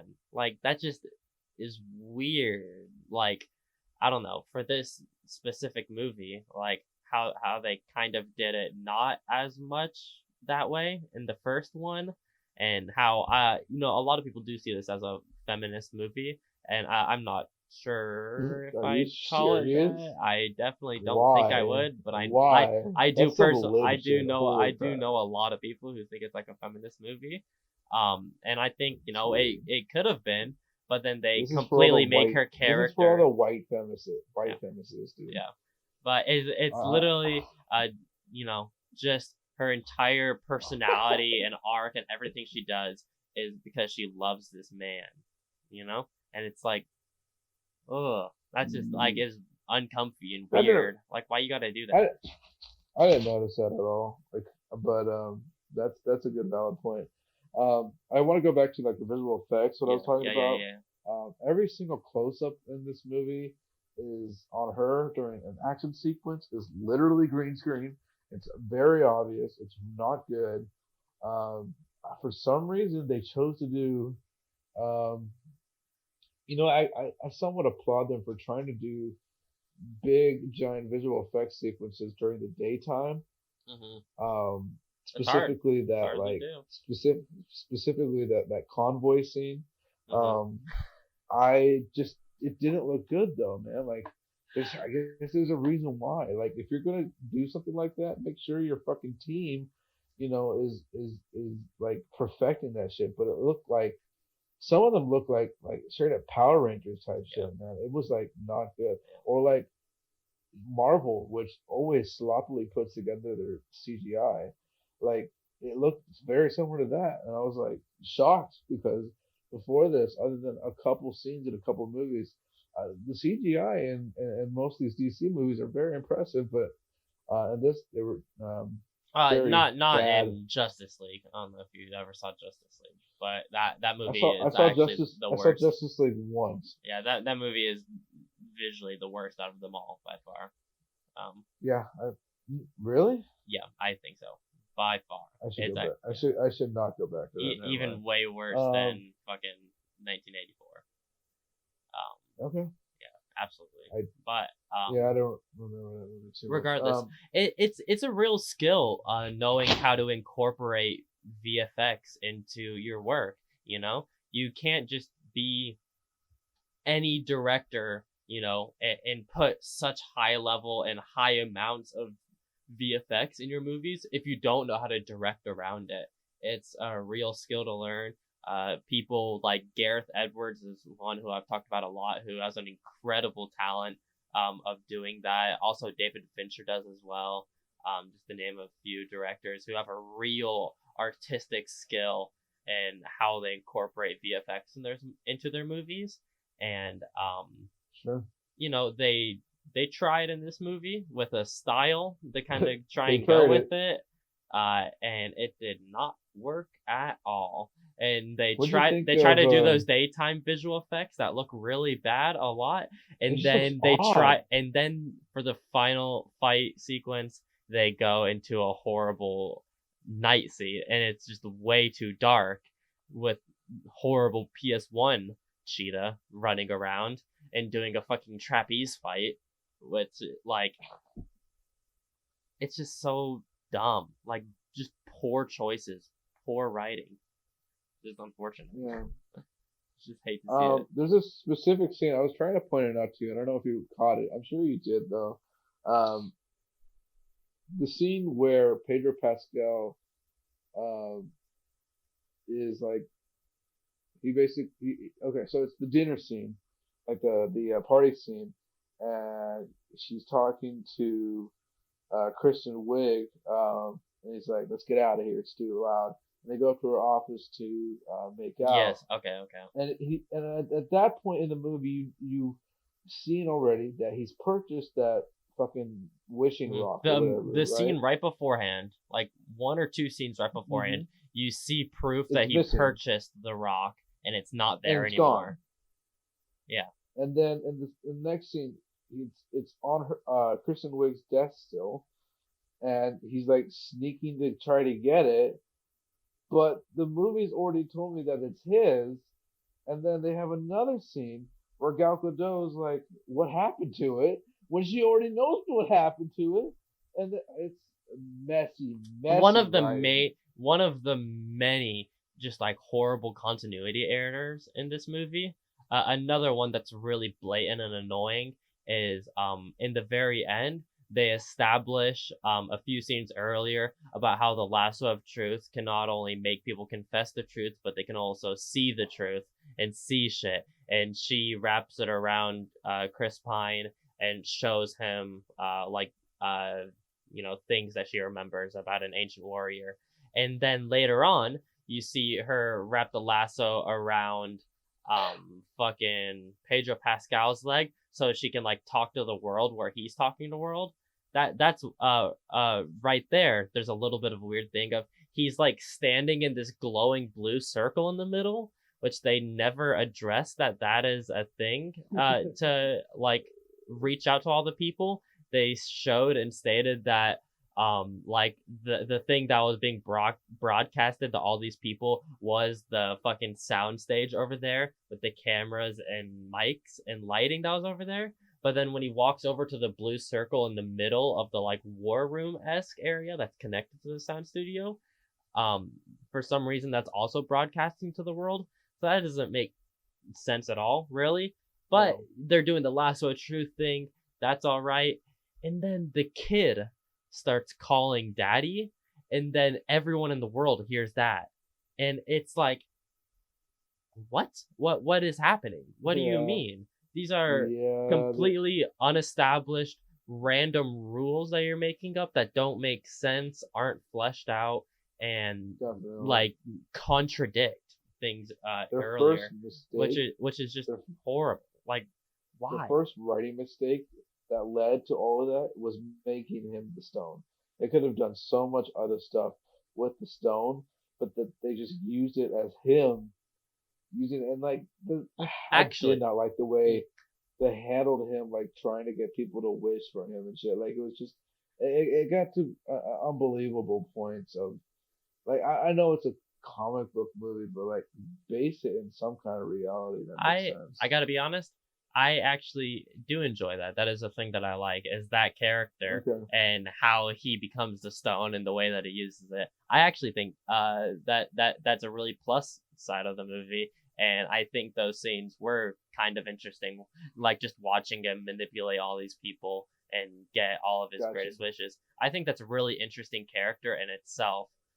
But he is definitely just poorly written, absolutely.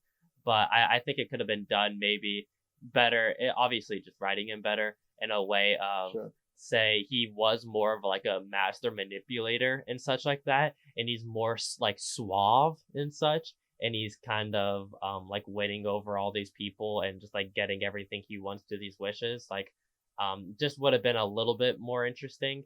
And I'm not like a great writer or fucking anything. I don't know. I'm sure there could have been a lot more done to make it just a more well fleshed out character. But I do like the general idea of him becoming the stone and shit like that. I'll admit that is something that I think is cool. Uh, One of the few cool things about this movie for sure. But What'd you think of Kristen Wiig turning into a complete badass all of a sudden? well, like you mean right after? No, actually, no, actually, what do you think of very attractive, uh, very sexy Kristen Wiig all of a sudden now is apparently some nerdy, unattractive, nobody wants to be around her type of person. Like, what's going on with that? When she's like clearly, like very approachable and a very nice person, but everyone treats her like shit, and then immediately, like, she's like, I don't Yeah, know, what's going on the there? like What? way that she acts, like kind of like her posture and such like that, I guess. Like there's no change from beforehand and then No, after she wishes. There's she completely no change, and it's like, she just like brings her okay. shirt down a little bit. Yeah, like Um, there's really no change at all, and that is all due to the performance by Kristen Wiig, which I praised a little bit earlier. I'm not sure why. That was kind of it's not very good. It's not good. Um, I like Kristen Wiig, I but do too. and I actually thought she was fine in the movie. I just hated the way her character arc Hmm. was, Yeah, and I thought it was very sloppily done. absolutely. It goes. Also, she goes from helping them to immediately wanting to help Pedro Pascal. Hmm. Like that, like I can understand helping them and then finding out they're gonna get rid of your powers and then not wanting to help them. But she goes immediately to protecting Pedro Pascal. Hmm. Like her character arc in the movie is so Yeah. messy, man. And Yeah. then It I could have don't been know. And then cooler like if like he really tried to manipulate her. Like he was like, we see him more like manipulating her into like protecting him and such. And then in that final battle, like say you can even have it in that war room type final area, battle. and Wonder Woman and Cheetah are fighting in there, and she's like That would have protecting. been much Like that would cooler. have been fucking cool, instead of like Holy a shit. weird random windstorm going on in the room, and that's why Yeah, Diana can't get to him. Like, why is this it's so windstorm happening? bad. Yeah. this is just stupid. Like, I was just it waiting for makes her to no like fucking scream like sense. 11 and do like disappear. I fucking hated though that scene. Basically the end scene with Cheetah and Wonder Woman fighting. It looked Yeah. terrible. Cheetah looks garbage. Horribly Um, choreographed. it's All the fights in this movie are her horribly and choreographed and her horribly death was boring. like so uneventful, man. But Like she didn't she even just, die though. That's the thing. Like, she oh didn't yeah, even she die. comes back. She you literally see her a few scenes later, and she's just sitting there like without her powers. And it's like, oh, So cringe. she lived and she's back. Okay, Cool. very Yeah, cool. that was another thing. Apparently, everything reverses if you condemn your wish or Yeah, whatever. I didn't everything. like that either. Yeah, everything completely reversed into the best possible scenario. Perfectly, not contradicting over Yeah, any of the wishes. that's But that's just poor fucking writing, man. just poor writing. Yeah, And we bad thank Patty Jenkins for that screenplay. So Yeah, thank you, Patty Jenkins. I don't know. I don't have much else to say about this movie. I'm gonna be honest. I'm trying to think. I feel like I did have something I did want to just kind of reiterate. I touched on it a little bit earlier of how hollow this movie feels. Um, Sure. Yeah. we've harped on the writing a lot, and it really is because of that, and also the acting. Like, the character of I talked about this earlier about how these characters are good. Like, I think Cheetah is a well designed character. I think Wonder Woman is a well designed character, and I think Pedro Pascal's character is a well designed character. But just the way that they are, You think there's Cheetah no is a well way. designed character? I think so. Yeah, it's just Okay. like you're listing like character traits. Like, I think she's a well designed character, but then there's no like weight to any of the things that they say, and it's because the writing just feels like so by the books, designed in a lab script with like horrible hollow performances that are really just there for the paycheck, and it just makes there's no like emotion in any scene, any scene. Which is weird because like you would think Patty Jenkins is trying to put her heart and soul in this movie, Yeah. but it honestly feels like they just hired like a studio director to make Wonder Woman 2. It's very very odd, especially with like the relationship that the public knows about Gal Gadot and Patty Jenkins being like super close. Like you would think that they would want to come together and like pull off like an excellent movie, but the end product is less to be desired. Absolutely. Yeah, I don't got too much to say on it. It's just and it's not even like a bad, like a funny bad. Like, it's just I don't want to really. And this, with the fucking 2.5 hour length, I'll never rewatch this movie again. Not even for like it'd be kind of funny to rewatch it. Like Phantom Menace is kind of funny to rewatch sometimes, even though it's not good. But every time I watch Phantom Menace, I though. skip through the pod race. I skip through all that scene. That's all my Tatooine. So I hate that part of the movie so much. Yep. But like with Wonder Woman, I just skip everything. I don't want to watch it again. God damn. Yep. What a disappointment, man. What a big disappointment. Truly. It sucks. Yeah, let's fucking let's rate this so we can move on from this movie. I'm gonna give this 1.5 stars out of 5, which is like a 3 out of 10. This movie really just blows.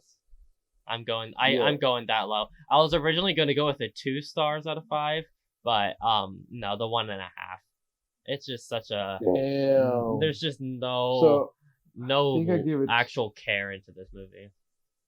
Yeah, I think I gave it 2 stars on my letterbox. But if I had to number rate it, it's like a 5. That's an F. Yeah. Fuck yeah. That's it. Yeah, I don't want to say anything else. Wonder Woman 1984. It's on HBO Max. It sucks, don't watch man. this movie, dude. Don't watch this movie. I wanted this movie to be good, man. Yeah, I wish it was. But let's move on to a little bit more hopeful stuff. User comments. Let's go. Obviously, anybody is welcome to write in their response to the topic and or review of the week. Please, people, write in. No one ever writes in. And I'd love to hear your guys' comments because it's fun to talk about them with Nick here and just kind of shout you guys out who are listening because I know there's a lot of you actually out there. So, people who did write in though, shout out to two of my buddies, just mutuals on Twitter, who are also mutuals on Letterboxd, who DM'd me their top 10 of 2020. And so one of them is Paul. He did a similar list of mine where he ranked every single movie that he saw of the year. He saw 81 movies, which is fucking crazy. Nice. I saw 51, so I'm up there, but he definitely destroyed me in that. But his top 10 movies going from 10 That's so up. weird though. Like, Oh. Sorry, I have to interrupt. No, yeah, you. yeah. That's so weird. Like, usually on a regular year, I would watch up to like well over 100 movies. Like, because I've always seen a movie every week, but like, not going to the theater really changed that. I had to like look for 2020 releases. Absolutely, it was so interesting to see. It was hard to do it for sure. But anyway, Paul's list going 10 up is Shiva Baby, French Exit, Another Round, Sound of Metal, Minari, Days, Kajillionaire, Never, Rarely, Sometimes, Always, I'm Thinking of Ending Things, and Nomadland. So obviously, Nomadland was number one. Yeah, a few of those I haven't seen on this list. Nomadland, Minari, French Exit, and Days. I haven't seen any of those, but I've heard great things about all of them. What is the French Exit? French Exit, it's with Lucas Hedges and someone else. Michelle Pfeiffer. Lucas Hedges and Michelle Pfeiffer. Yeah.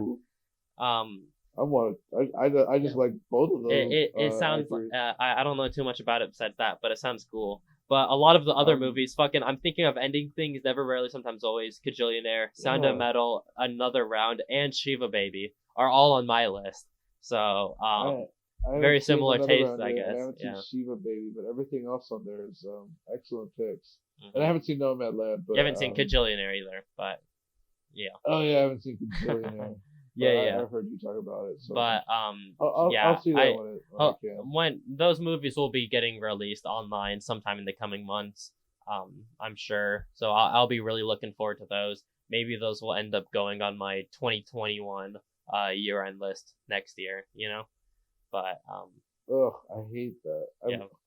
I hate that fucking studios do that with their for the Oscars. Whatever. Who cares? Yeah, fucking annoying. But appreciate you writing in, Paul. Good fucking list, awesome. Obviously. And then it was a great list. Yeah, other person who wrote in is Mel, aka Film Addict. She just DM'd her 10, going 10 up is Mangrove from the Small Axe collection, Sound of Metal, Your Name Engraved Herein, The Invisible Man, Shiva Baby, Soul, Possessor, Emma, Black Bear, and The King of Staten Island. Well, that's a fucking interesting list. Fucking King of Staten Island is a fun movie. I definitely wasn't as high on it as I wanted it to be, but it's a really fun movie for sure, and it's got a lot of heart to it. Absolutely. I like that Emma placement on there. Yeah. Did you see Emma? I never got around to it. Yeah. If you want to see it, it's on HBO Max. But Emma's kind of a little. Emma's like a nice, sweet movie. It's a little underrated, I think, but it was a lot of fun to watch. It was around the beginning of the year when I saw that. But yeah, or last year. Not the beginning of last year. Yeah. I need that's to. That's a great for placement. Sure. Yeah, and seeing Mangrove on there, I need to get around to it. As I've talked about, I've seen Lovers Rock, a part of the Small Axe collection, but I haven't seen any of the other ones. But I've seen so many people having Mangrove in their top 10s, so at a minimum, I'm gonna watch that one. But I'll watch all the other ones because it's Steve McQueen, sometime soon. The one I really am interested in that I'd never heard of is Your Name Engraved Herein. I think it's a Taiwanese movie. And it's the letterbox description is in Oh, 1987 I've as martial law seen the ends in posters for it. Taiwan, Yeah. Jia Han and Birdie fall in love amid Yeah, yeah, family yeah. pressures. I've seen this. I haven't seen it, but I've seen the. Yeah, I I think think I've I saw seen the trailer for pictures it. I of saw the it, but few posters. it looks really Um, interesting. And seeing that on that it top 10, does I'm definitely gonna want to check that one out. Um, for it, sure. it, Yeah, it looks cool. And then have you heard of it's a good Black list. Bear or seen Black Bear? Blackberries with Aubrey Plaza. Mila Kunis. Nope. Oh my Aubrey god, Plaza and Christopher that's Abbott. so embarrassing. That is No, I embarrassing. haven't, but I want That to is see it. embarrassing. It's supposed to come on. It's supposed to come on Hulu very soon. Yeah, it is. So that should be cool. That will be exciting. Yep, for sure. Anyway, that's a really good list, though. Thanks for DMing in, both of you. Of course, anybody next week, if you wanna, or not next week, in 2 weeks on the next episode, if you wanna participate in that, what we're gonna be talking about is Man on Fire, the 2004 movie, and then talking about our top 3 revenge movies. So, if you have any thoughts or opinions on either of those things, DM us in, and we'll talk about them at the end of next episode. It's gonna be a fun episode. Yeah, it will be for sure. Revenge movies are a big thing in my family. We're doing it because the episode's falling the week of my mom's birthday, Really? and her favorite genre of movies is revenge movies. So, yeah, I don't know. Might as well do it because I know she listens to the podcast, and she's a big fan of those of Man on Fire. So that'll be really fun to talk about because I haven't seen that movie, so I'm excited. I'm excited to watch it. It'll be fucking cool. I think you'll like it. Yeah, I hope so. Cool. It's cool. Of course, DM us at In the Closet WJN. You can also find me at Jacob Nestor 568. Check out the YouTube. It'll obviously all be in the description. The YouTube podcast on Anchor and Spotify. Fucking In the Closet, fucking closet quickies. Hopefully gonna have those other videos coming out soon of the What I Watched December alongside the 5 worst movies of the year. That'll be fucking cool. Check out all of that shit. Nick, what's your thing? If you want to find my socials, everything is Nick_SALING. Honestly, just follow me on Letterboxd. I need more people to follow me because I follow a lot more people than who follow me. But yeah. And if you want to follow me on Instagram, I like to post some activist shit on there just for funsies. And if you like politics, then check that out. For sure. All right, fucking sick. That's gonna be this episode. Thanks for listening, guys. Tune in next episode in 2 weeks, and see you. Bye.